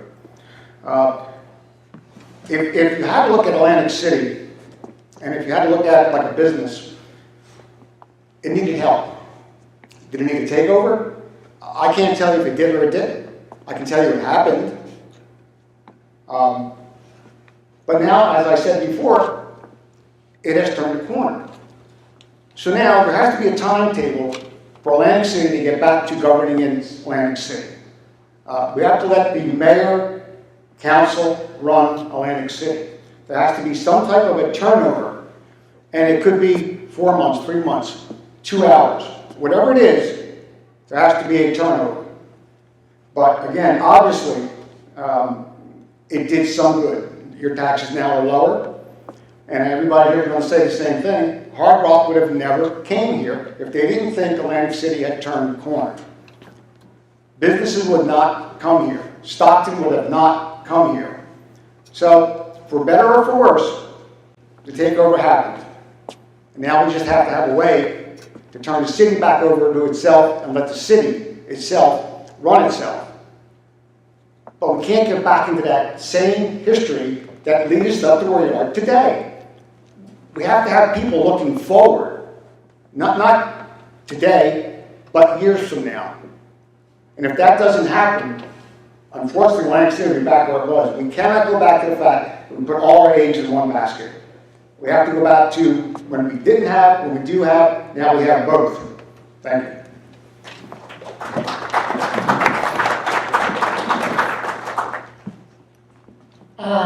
Ladies and gentlemen, my answer is going to be very brief. Elected officials know their communities best. They can govern their communities best. For example, you don't cut fire and police. Thank you.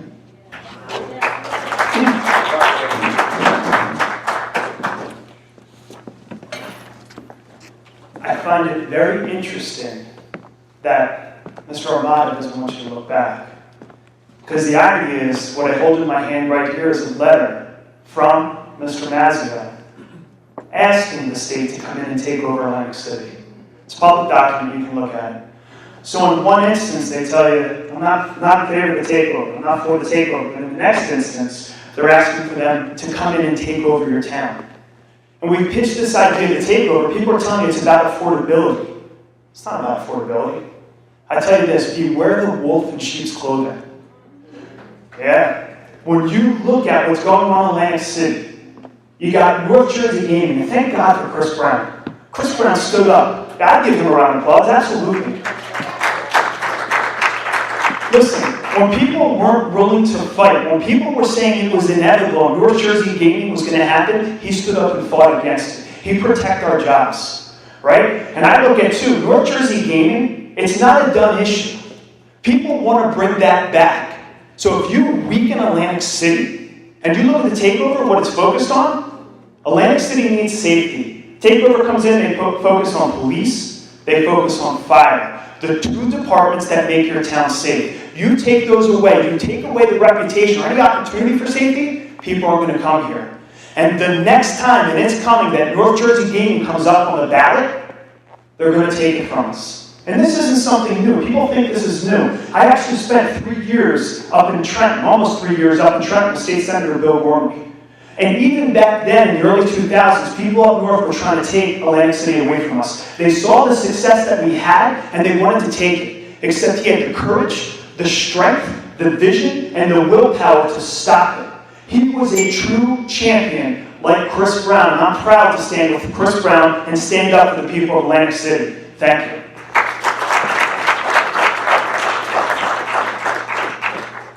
Sarah, you can remain standing. I get to go again. I'm excited. We'll ask each candidate to give a 2-minute summation, please. Absolutely. Listen, one of the most important things you need in this election is people who are going to stand by your side. It's not about telling you one thing on election day and doing something different when you're elected. Now, a lot of people come in and make promises, but I want to remind you, Mr. Mazzio, the entire time he was an assemblyman, he was in the majority. You know what that means?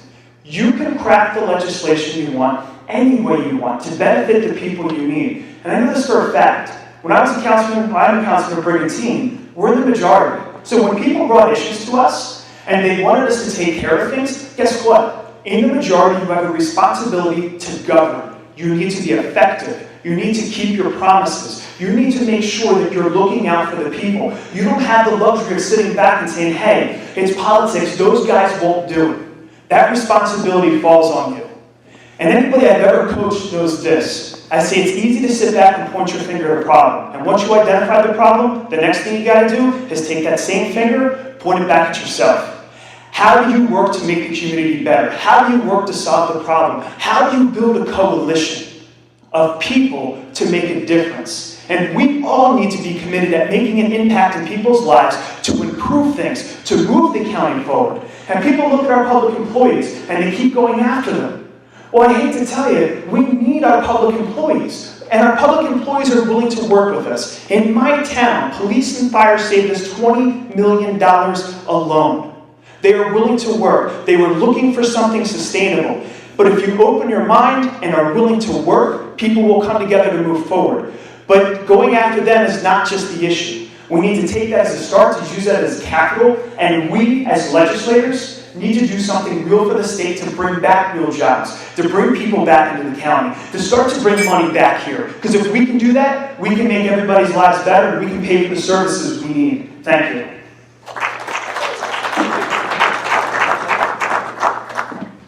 Okay, one of the most important things we own is our vote. And I hope you'll use your ballot power to vote for the team that's going to look out for your interests and not be beholden to any outside special interest. We're at a precipice here, I think, in Atlantic County. We've got a lot of excitement. We've got the Stockton Aviation Research and Technology Park opening. We've got the Garden State Roadstone that Assemblyman Brown has sponsored so that we can incentivize the businesses to come to that. It's a $1.5 trillion industry offering high-paying jobs. We also have the opportunity on December 4th to have sports betting approved when the state goes in front of the Supreme Court to hopefully lift that ban. That's $173 million for our state revenue. And not to mention the trickle-down effect that we're going to have for March Madness and also the Super Bowl and everything else. So there's a lot of good things. You need a team in place that's going to look out for you. Continue to fight against North Jersey gaming. Like we said earlier, it's not if but when that comes up again. And I thank you for your time, and I hope you'll support the Chris Brown team. One of my favorite quotes that I'm going to end with is, "A politician looks out for the next election and a statesman for the next generation, and I will be known for the latter." Thank you.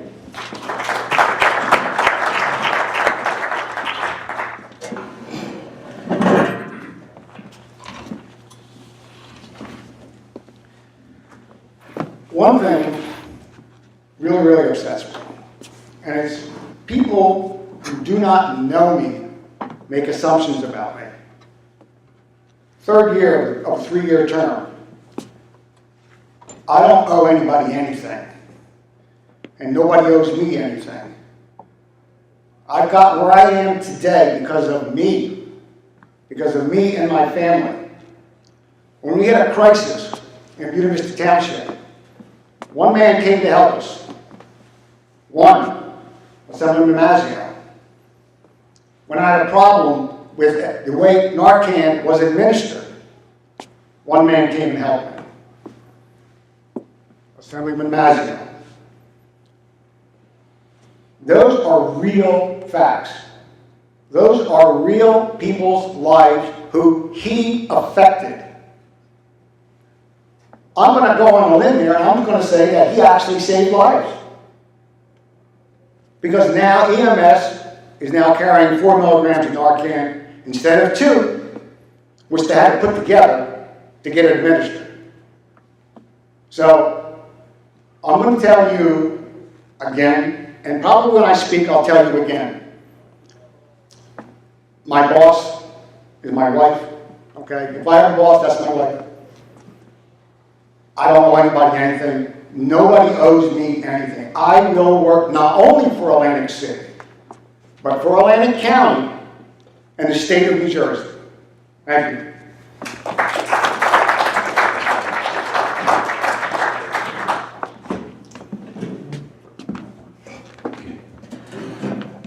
So, thank you. And sometimes you forget history, you know what's strong. When you mentioned Bill Gormley, and he, with CREA money, put about $9 billion all over the state of New Jersey and took it out of Atlantic City. So, I'll soon forget what happened years ago with Mr. Gormley. And my legislation that I've done for Atlantic City helps Atlantic City with create jobs, it's construction jobs, and helps the economy go. I'm proud of what I've done. But it's not all about property taxes, economic development. Things come across the desk that you have to look at the human factor. When a single mom got a call that her son was murdered in New York, and she got that call that night, a horrible call. But what was really horrible, the state of New Jersey sent her a letter saying, "Sorry about the death of your son, but you're going to have to pay your college loan back." I put legislation that forgave that, so that woman didn't have to pay back that loan. It coincided with the federal regulations.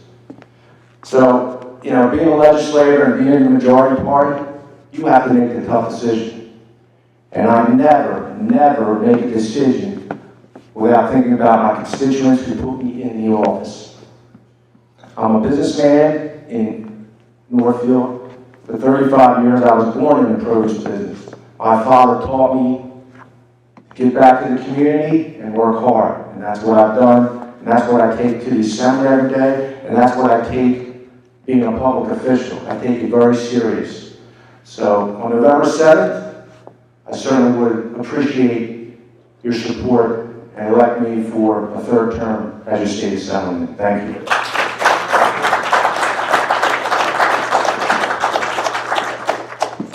I just want to thank the NAACP of Atlantic City one more time for allowing me to come here. The last time I spoke was at Dante Hall, on a forum where actually only Democrats showed up. Yeah, that's just true. Again, I don't think there's a big difference between Democrats and Republicans, because can't you hear the way they praise each other, that they're for the party before they're for you? Also, so this lady came up to me after the debate and goes, I agree with everything you said, but I just didn't like the way you said it. You seemed so angry, you had an attitude, and I thought about this and reflected, because I can take critique. I'm an author, so I get 1-star reviews, and it's kind of like somebody's, throwing paint all over your, your project. But then I thought, well, somebody would never said that to a man, first of all. But second of all, if you're not upset about what's going on, you're asleep. So, yes, I was a little bit angry. I had a little bit of an attitude because I am sick of it. I think most of us are sick of it. I'm going to praise this guy at my party. This guy did so much. This is my party. I love them so much. And yes, do you see that they're for the party? They're not for you. Now, I know that most of you in this room belong to a party, so you're probably shooting daggers in your eyes at me right now. But I'm talking to the other people, the people who don't come out to every event, because it's the same people. You come out to these events, you see the same people. It's the same people who control everything, the same people who make all decisions, who can't possibly relate to your struggles because they don't share your struggles. How many of these people have stood in line for food stamps? How many of these people have had to make a choice between whether you can work this job or afford childcare for your child? How many of these people have made choices like that? So sit from your position of privilege, and I have more than some of you, from the sheer color of my skin. Please just listen to what's being told to you. My name is Heather Gordon. I'm running as an independent for Assembly. Go call and see on November 7th.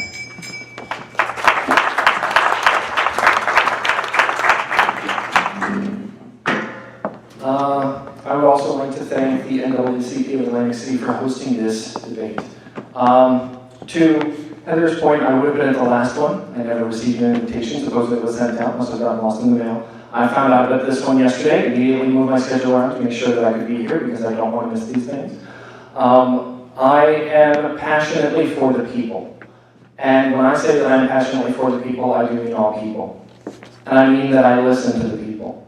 If someone that is from an oppressed group tells me that they're not getting what they need, or that their needs and hopes for life are being ignored by major parties, by people in power, I stop, I listen, and I take that where I can and use whatever privilege that I have as a cisgender white male to try to accomplish those goals for those people. You have these people from the major parties up here, and you have Heather. Heather's wonderful, love her. No offense to the others. You have Heather and I up here are the only two young people up here, no offense. When it comes down to it, we have to focus on the fact that the next generation is up and coming. The next generation is here. It is Heather and I. The next generation is fighting because that's the society that we've been born into now. That is the politics that we've been born into. Right now, I don't think that there's a person my age who is not working at least 2 jobs, probably living with their family or roommates, trying to make ends meet and still struggling. I too have needed food stamps. I am on Medicaid. I have needed help from the government. And let me tell you, it is a difficult system to navigate. I'm sure many of you may already know that. But when it comes down to it, I, possibly Heather, are the only candidate who will fight for a $15 minimum wage, who will fight against the Pinelands pipeline that is going to be trashing South Jersey. I'm going to be fighting to make sure that the people are put first. Thank you.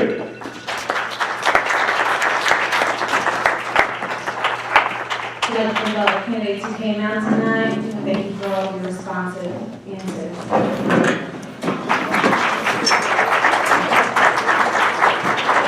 Good audience, I'd like to thank you for your patience. At this point, we'll come to the headliners, the Senate candidates, Mr. Chris Brown, Mr. Johnson. Could you not leave? I need two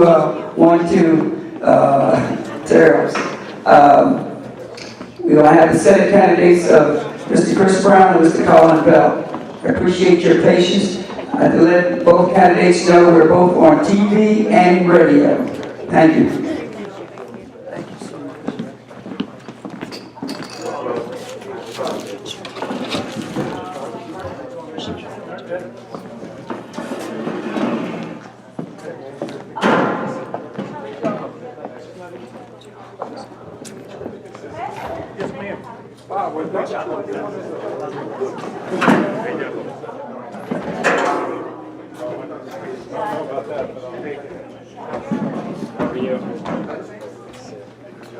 Hi. I'm all right.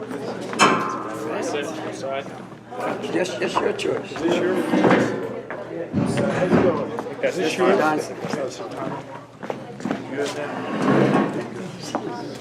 Okay. See, you got the numbers up. Yes. The card, get it? That does it? Yeah. Two. Two. One, sir. Okay. Start you. Yeah, no, you're just going to give out the instructions. And we're about to start, so remember, you're a studio audience, so we need you to pay attention. Mr. Johnson, need the board. And still, I'll be back to get the other questions. Thank you.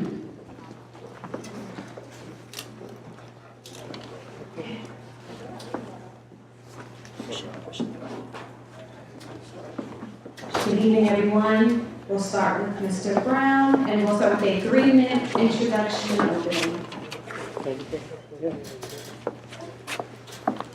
Thank you. Well, first of all, of course, I want to thank the NAACP for holding this debate, and I obviously want to thank all of you for taking time out to be here and share this evening with us. You know, it's hard in 3 minutes to discuss all the things that you've worked on, all the things that you hope to do. I think it's an opportunity to introduce myself and tell you a little bit about who I am. I can tell you that I was blessed to be born in a home raised by my father and my grandmother, where I learned that we are truly all God's children, interconnected in life, and what you do to your brother, you do to yourself. And one of the things that I've tried to carry throughout my life is that exact belief. One of the reasons that I've been a lifetime member of the NAACP, this specific branch, as a matter of fact, for over 25 years. I've been here with you in your community, working with you, working on projects, trying to make sure that the right thing happens, not because of politics, not because any other reason, then it's what I believe is the right thing to do, and I've continued to do that. And a lot of issues are going to come up, and we had a debate not that long ago, and boy, it sure got a little rough. And one of the things that I believe is that part of the problem with our division is a personal attacks. And so I also believe that self-praise is poor praise. So I thought I would read to you some of the things that have been said during my tenure. And this is from the Observer, a statewide outfit. It's a branch of Politico. And the quote, "In fighting the takeover, Brown has refused to capitulate to Governor Chris Christie in a way that his district mates, Mazzeo and Whalen, have done. Brown is the only legislator from the district opposing the takeover." Colleen Shabazz, a friend of mine, told the press, "Assemblyman Chris Brown has been outspoken about civil rights and the rights of the people of Atlantic City during the state takeover, even bucking his own party." So I can tell you that I never voted for the Christie-Mazzeo takeover bill. I fought the takeover, and I reached across the aisle and worked with the Democratic Speaker, Prieto, and together we crafted a separate bill. Now, before I reached across the aisle, leaders from the NAACP, throughout the community, the police, the fire, the mayors, citizens, everyone said, "Chris, we need you to stand up. The other guys have sold us out. And we want you to not only fight their political boss in Camden County, but we want you to..." You have 5 seconds. Say that again? You have 5 seconds. 5 seconds, holy mackerel. Well, I'm sure you all be attentive tonight, and I will continue to be positive, and I appreciate the opportunity that I've had to serve you, and I believe I'd like to bring that mature, that loving, reaching across the aisle attitude of making sure that you represent all of the people with me to Trent. And I thank you very much.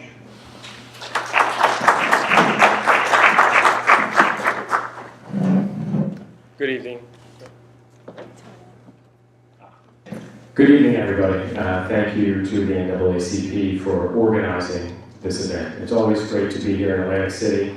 My family goes a long ways back, 5 generations, back to my great-grandfather, Max Slateroff, who had a clothing store over on Virginia Avenue, where I know a lot of people went to buy their first suits.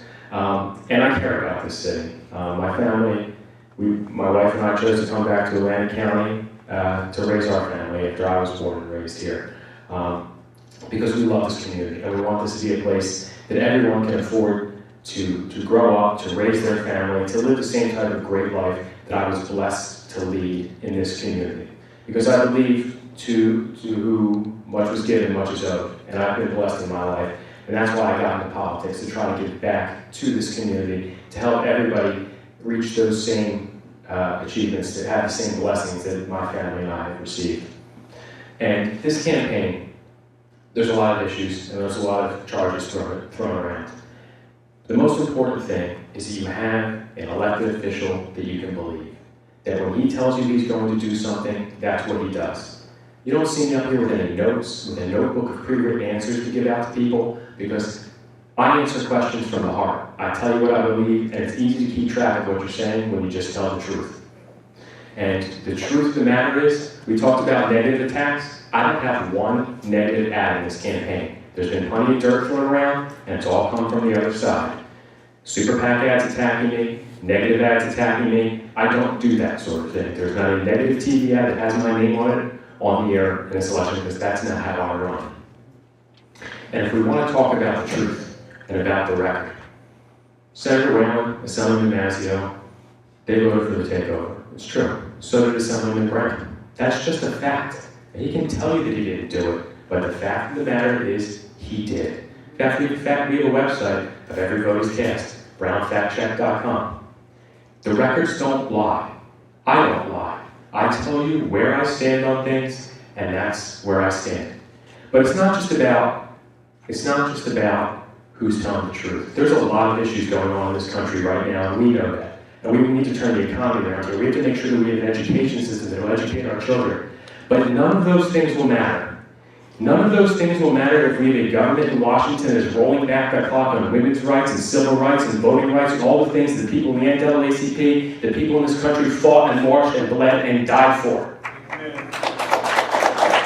And we need to make sure that if they're going to run that sort of government in Washington, we need a government in the state of New Jersey that stands up and says, not here, not in New Jersey. We are not going to let our citizens be treated that way. And we saw when President Trump tried to impose a travel ban, states took him to court. They fought him and they won. And I believe that the next governor, Phil Murphy, is ready on day one to fight for those sort of things. As your state senator, I will fight for those sort of things too. We will be on the front lines to make sure that you are protected. Thank you, and I look forward to answering your questions. We can talk with you, Mr. Bell. First question is, a strong economy for Atlantic City is a positive for the region and the state.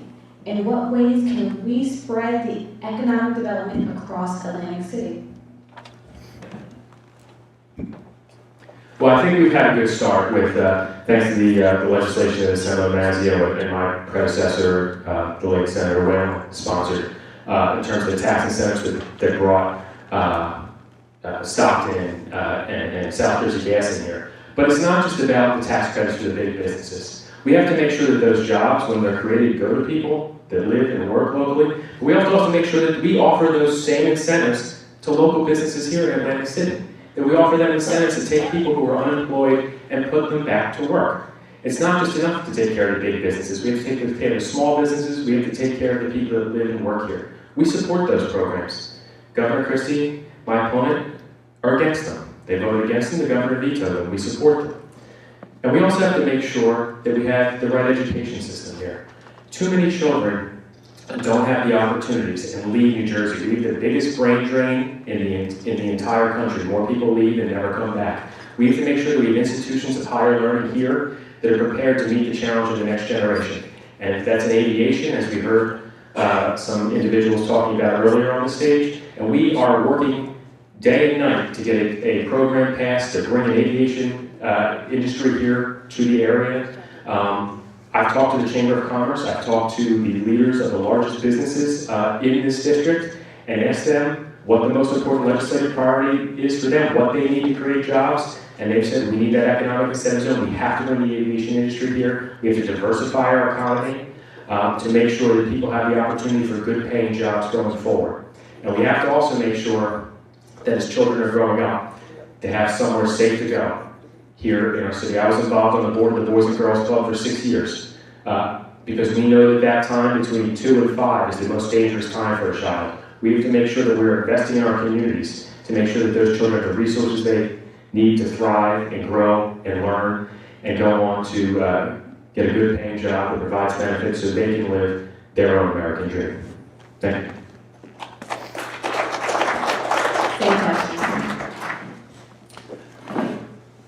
Well, one of the things that I'd like to say I'm humbled to have accomplished, because we all know pride comes before a fall. And I'm humbled to have been able to stand up to North Jersey casinos. And you want to talk about the economy in Atlantic City. And I will say to you, and I don't think there's any doubt, that if we weren't able to stop that referendum, you'd have 3 more casinos that would have closed. You'd have another 36,000 people out of work. And instead of having the Hard Rock here, you'd have it in North Jersey. Not more than a year and a half ago, Hard Rock did a press conference in North Jersey at the Meadowlands. And they said that they're going to build a $1.2 billion casino that can compete with anyone in the world. And while my friends across the aisle refused to take action, wouldn't join me on a resolution, wouldn't help me fight North Jersey casinos, we fought it. And I can tell you that as a result, a year and a half later, Hard Rock is opening here, investing $750 million into the Taj. There are going to be 4,000 permanent jobs. And so when somebody says, well, he's brought some notes and therefore you can't believe him, that's the kind of lack of maturity and the lack of ability to get along with one another that we don't need. We're supposed to be working together. And that's why I'm proud of my record of bipartisanship. And I bring these notes just so I can quote to you exactly what others have said, because I told you before, I believe self-praise is poor praise. So I'll tell you that a statewide publication wrote, history will show it was Chris Brown's smart, courageous, and aggressive opposition in North Jersey casinos that really mattered. And I'm very proud of the energy and the effort that I put into that. And it's an honor for me now to be able to look around and see 4,000 new permanent jobs where there once were none. Thank you. I'll start again with you, Mr. Brown. The question applies to both of you. Will you advocate for more local minority participation on the SJTA, CRDA, and other state boards that are impacting Atlantic City and surrounding communities? Why or why not? Well, first and foremost, I spent a lifetime working and advocating on behalf of everyone in our community. And I believe that serving as a judge and a prosecutor, I made sure that every time we dealt with anyone, that we made sure that we were fair, straightforward, honest, and the same approach I take when we look at positions and jobs. One of the things that I worked on when I was with and actively the legal redress officer for this branch of the NAACP, where we used to meet at the church and discuss the legal redress of people who were mistreated because of their race or their color. And it's something that I spent a lifetime doing, and I can tell you that when you look at the makeup of the South Jersey Transportation Authority, it's been my friends on the other side of the aisle who are the ones who have put those people there. So if you feel that there's not fair representation, you look no further than than my friends across the aisle. Part of the reason that I began by trying to tell you that I grew up with my grandmother and my father, very modestly, was the chief of the Atlantic City Beach Patrol. We thought we were middle class, but to tell you the truth, we were probably right around working poor. But I share that with you to make sure that you understand that that's who I am as a person when I joined the NAACP and took my time and my energy because I wanted to, because I believed it was the right thing to do. When I served on that legal redress committee, I wasn't running for office. I wasn't trying to get votes. I was serving. Service before self. Thank you.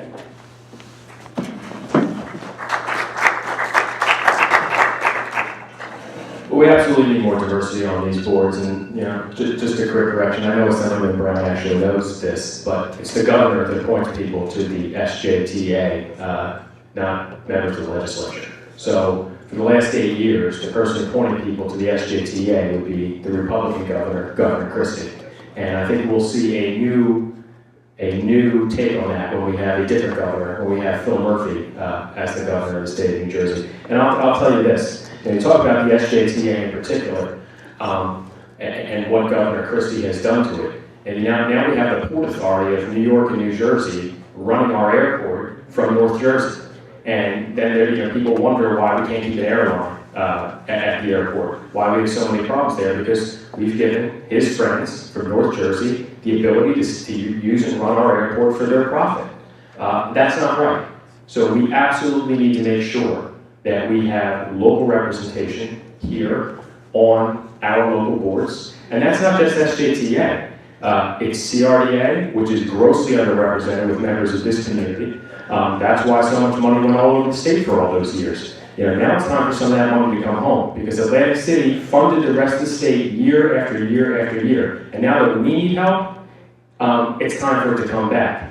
And so we need to make sure that we fight every single day to make sure that people in this community are respected. And in terms of standing up for people, that's something we all have to do in our lives every day. Stand up when you see something that's wrong and fight for it. And we saw what happened in Charlottesville. The first thing that I did, my first day as a state senator after I was sworn in there in Trenton, after we honored the life and legacy of Senator Whalen, was to introduce a domestic terrorism bill to make sure that if that happens in New Jersey, people who do that are treated like the terrorists that they are. We will fight to make sure our local community is respected and protected on all of these boards. Thank you. As a follow-up to that question, we'll allow 1 minute positions on each side. So Mr. Brown, would you like to rebut to response? It's not necessarily rebut. I'm sure my friend Mr. Bell knows that although the governor may be the person who makes the appointment, it's done through senatorial courtesy. And therefore, anyone within the county, and I don't know if you knew that, anyone within the county must be approved by the senator. And so, meaning what you say and saying what you mean is always important. And when you go out of your way to try to belittle someone, that's really not what we need right now. We need a person who has a proven record of reaching across the aisle, of working with everybody in every community, not just election time, but somebody who's been here with you for the past 25 years. That's somebody who tells you about his grandfather or somebody else who may have been, but somebody who's actually been here, me, in the community, working with people, doing everything I can to make sure that each person is treated with respect and the dignity that they deserve. And that is something that I cherish and something that I look forward to having the opportunity to continue to do. Thank you.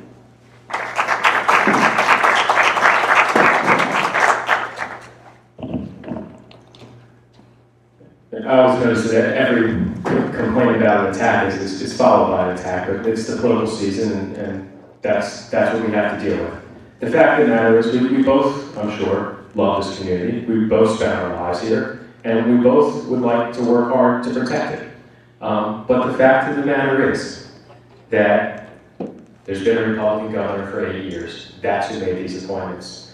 As a senator, can you work to stop it? You can work to stop it, but you can't choose who goes on the boards. And there's been Governor Christie appointing Republicans who gave away control of the airport to politicians from North Jersey. That's just the fact.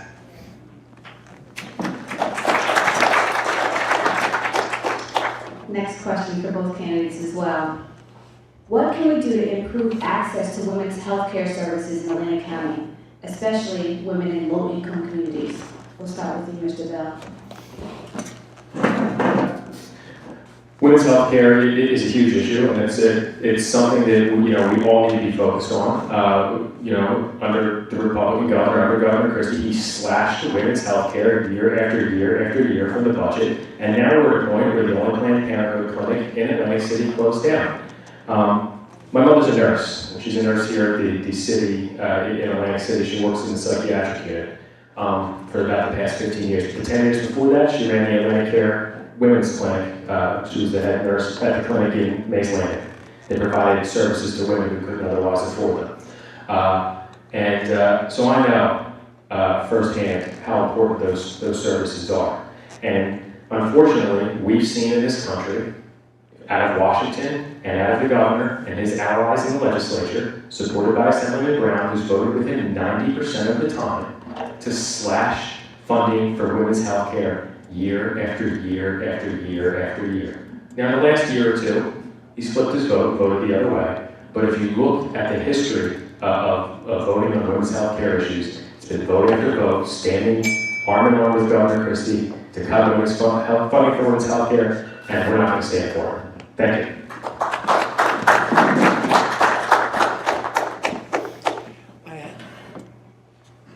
I have to begin with this because I think it's important. Sometimes people will try to mislead you or confuse you. For example, anybody who says that Brown voted with Christie 90% of the time doesn't understand the legislative process. The bills are written by the Democrat majority. We then vote on the Democrat majority bills. 90% of the bills that I agreed with the Democrat majority, the governor signed. So by his statistics, Mazzeo votes with the governor 95% of the time.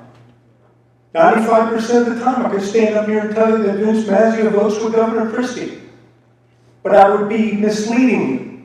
It's just Christie happens to agree with Vince Mazzeo and the Democrat majority 95% of the time. 5% more time than I did. So in fact, I have stood up to the governor more than my counterpart.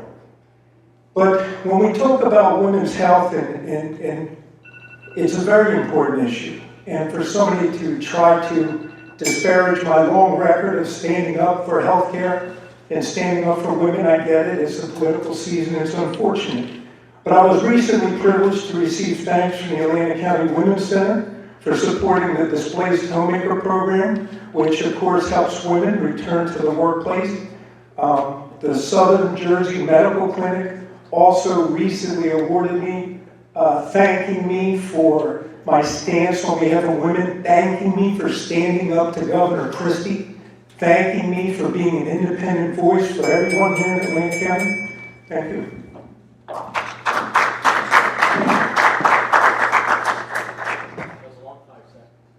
Wow. Sorry about that, everyone. Who did I say? Sullivan? Excuse me. Excuse me. You have a way to read just that. We have no comments from that. That's why we have index cards. So I would appreciate nobody, especially you, that call out from the audience. Thank you. Especially nobody. Ain't no especially.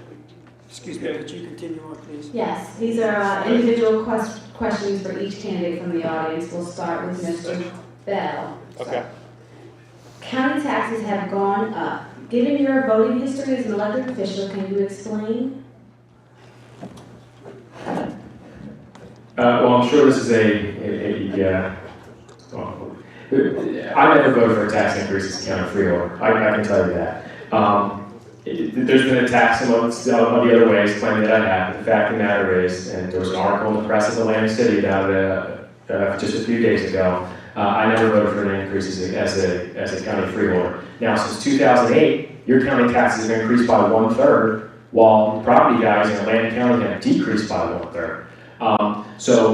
And a lot of the blame is always pushed to the county in Atlantic City, saying, Atlantic City, you control your budget. It's your fault. You need to manage your city better. While their budget's been increased by 1/3 during that time, without any attempts to control their budget. I made some attempts while I was a freeholder to cut some things. Some things I was successful, some things I wasn't. It was 7 Republicans, 2 Democrats on the freeholder board. So we want to talk about, across party lines. I was outvoted on every single vote. I had the honor of serving with Charlie Garrett and Ernest Corsi on the freeholder board. We did what we could, but it was a dictatorship of the county executive and the county Republicans. And the fact of the matter is, they've increased taxes without restraint over since 2008, while your property values have decreased.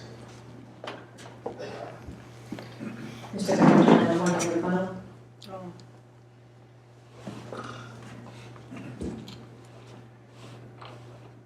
The truth of the matter, there were 4 separate occasions that Mr. Bell voted to increase taxes. In fact, he gave a quote to the press indicating that it was unavoidable. And it's over $4 million when you add up the total amount of taxes that he voted to raise. Now, that's just a fact, and it's in the budget, and it's in the resolutions, and it has his yes vote. And I can tell you that one of the things I was able to advocate for everybody here in Atlantic City, when Vince Mazzeo was asking and working with the governor to have the city taken over and to put the pilot into effect, we're able to negotiate, not just with the governor, but with Mr. Greenwald. We were able to negotiate an extra $50 million that would come from the casinos that was otherwise not going to be given. So working to make sure it's fair for everybody in Atlantic City is one of the things that I actually have done, and I thank you.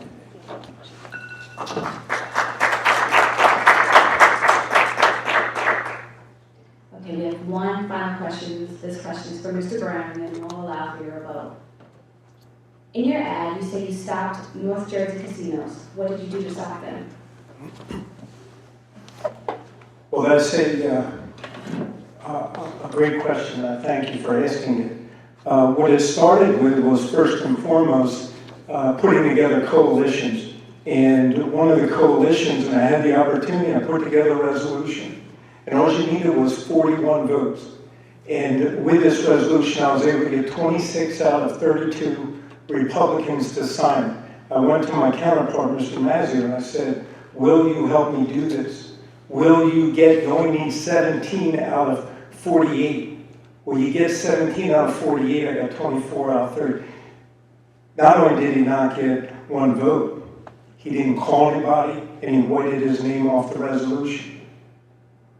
So what did we do? We said, that's okay. We picked up. There were 7 committee hearings to be a voice for the people of Atlantic City. I had to reach across the aisle to Speaker Prieto and ask him, may I be on that committee? He said yes. I then had to go to Chair McKeon and say, will you allow me on the committee? He said yes. I sat on that committee and I yelled and screamed for all of you. Mr. Mazzeo didn't even show up. Not only did he not testify, he or get on the committee. He didn't even show up. So after we argued during those 7 hearings, we brought out the fact that there is no tax rate that's been set on the revenue yet. We brought out the fact that the roads are not going to be able to bear it up in North Jersey. We worked with Trenton's Bad Bet and formed our coalitions.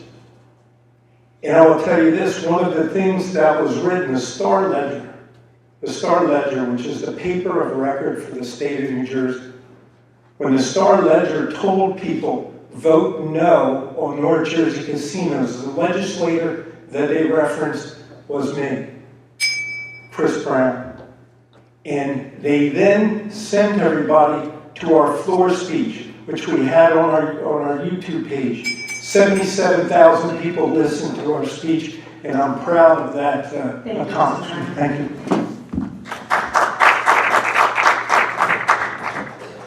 What he didn't tell you was that all-important resolution, never introduced it for a vote.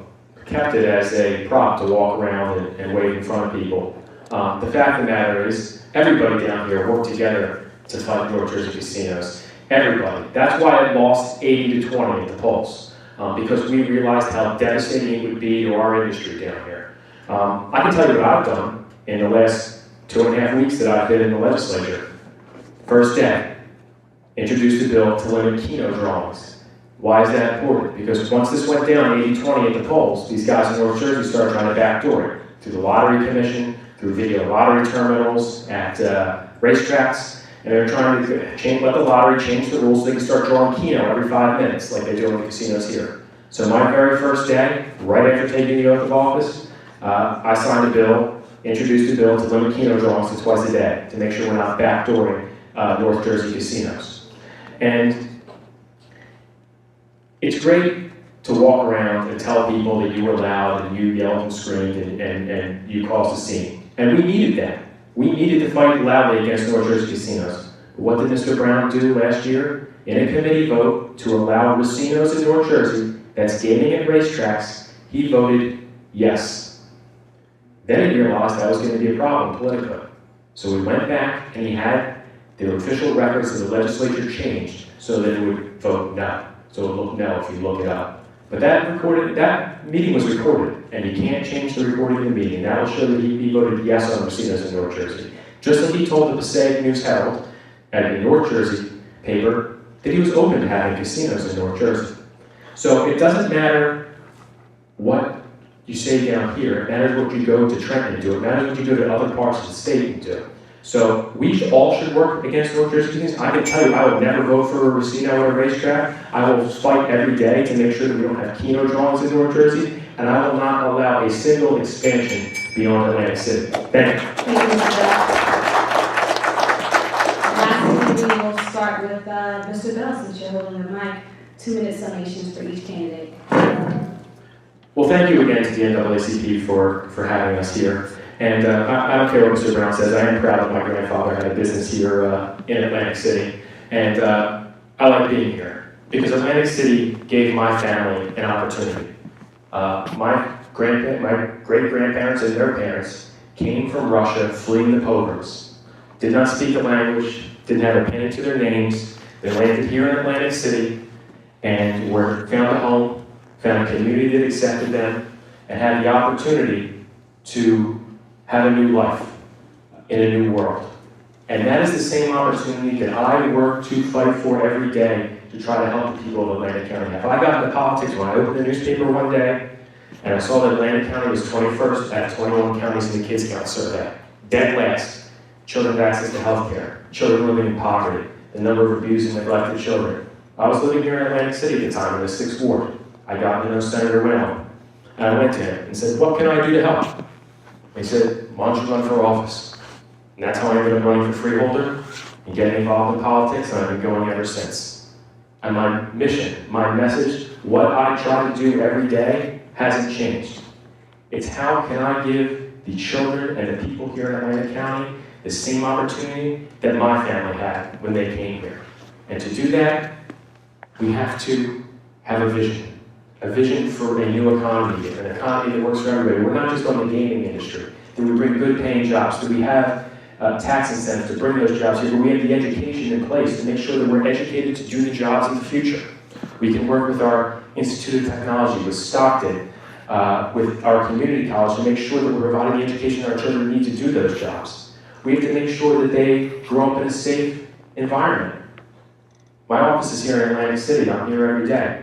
I see some of the things that go on, and we need to work to fight to make sure that it's a safe city, that it's a clean city, that it's a city of opportunity.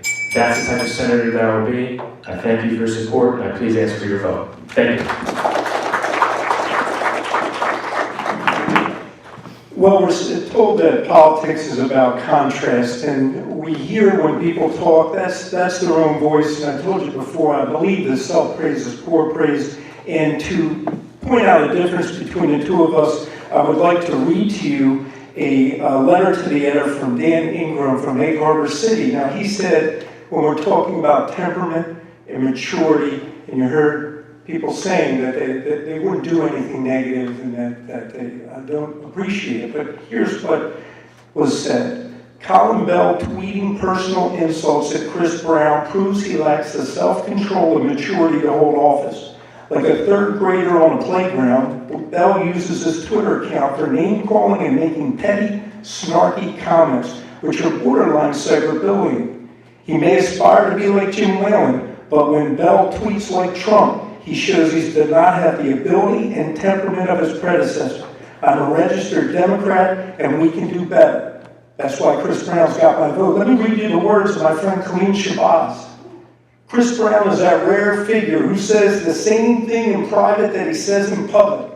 Sometimes people tell you something in privacy of their office or in a back room, but when they get in public, they change up, or they get pressure and they flip, or they take a different position. When it wasn't popular to be supportive of Atlantic City, Chris Brown was there.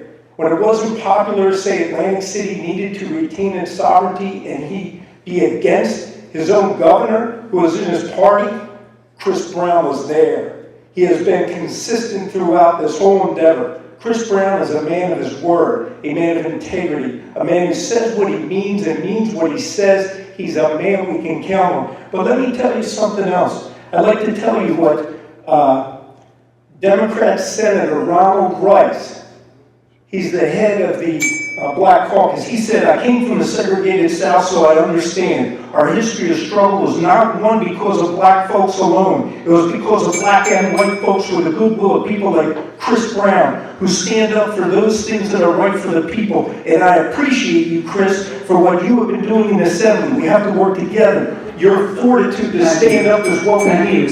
And that's what I appreciate. Those are other words from me. Thank you, thank you, thank you. Thank you. Thank you, audience.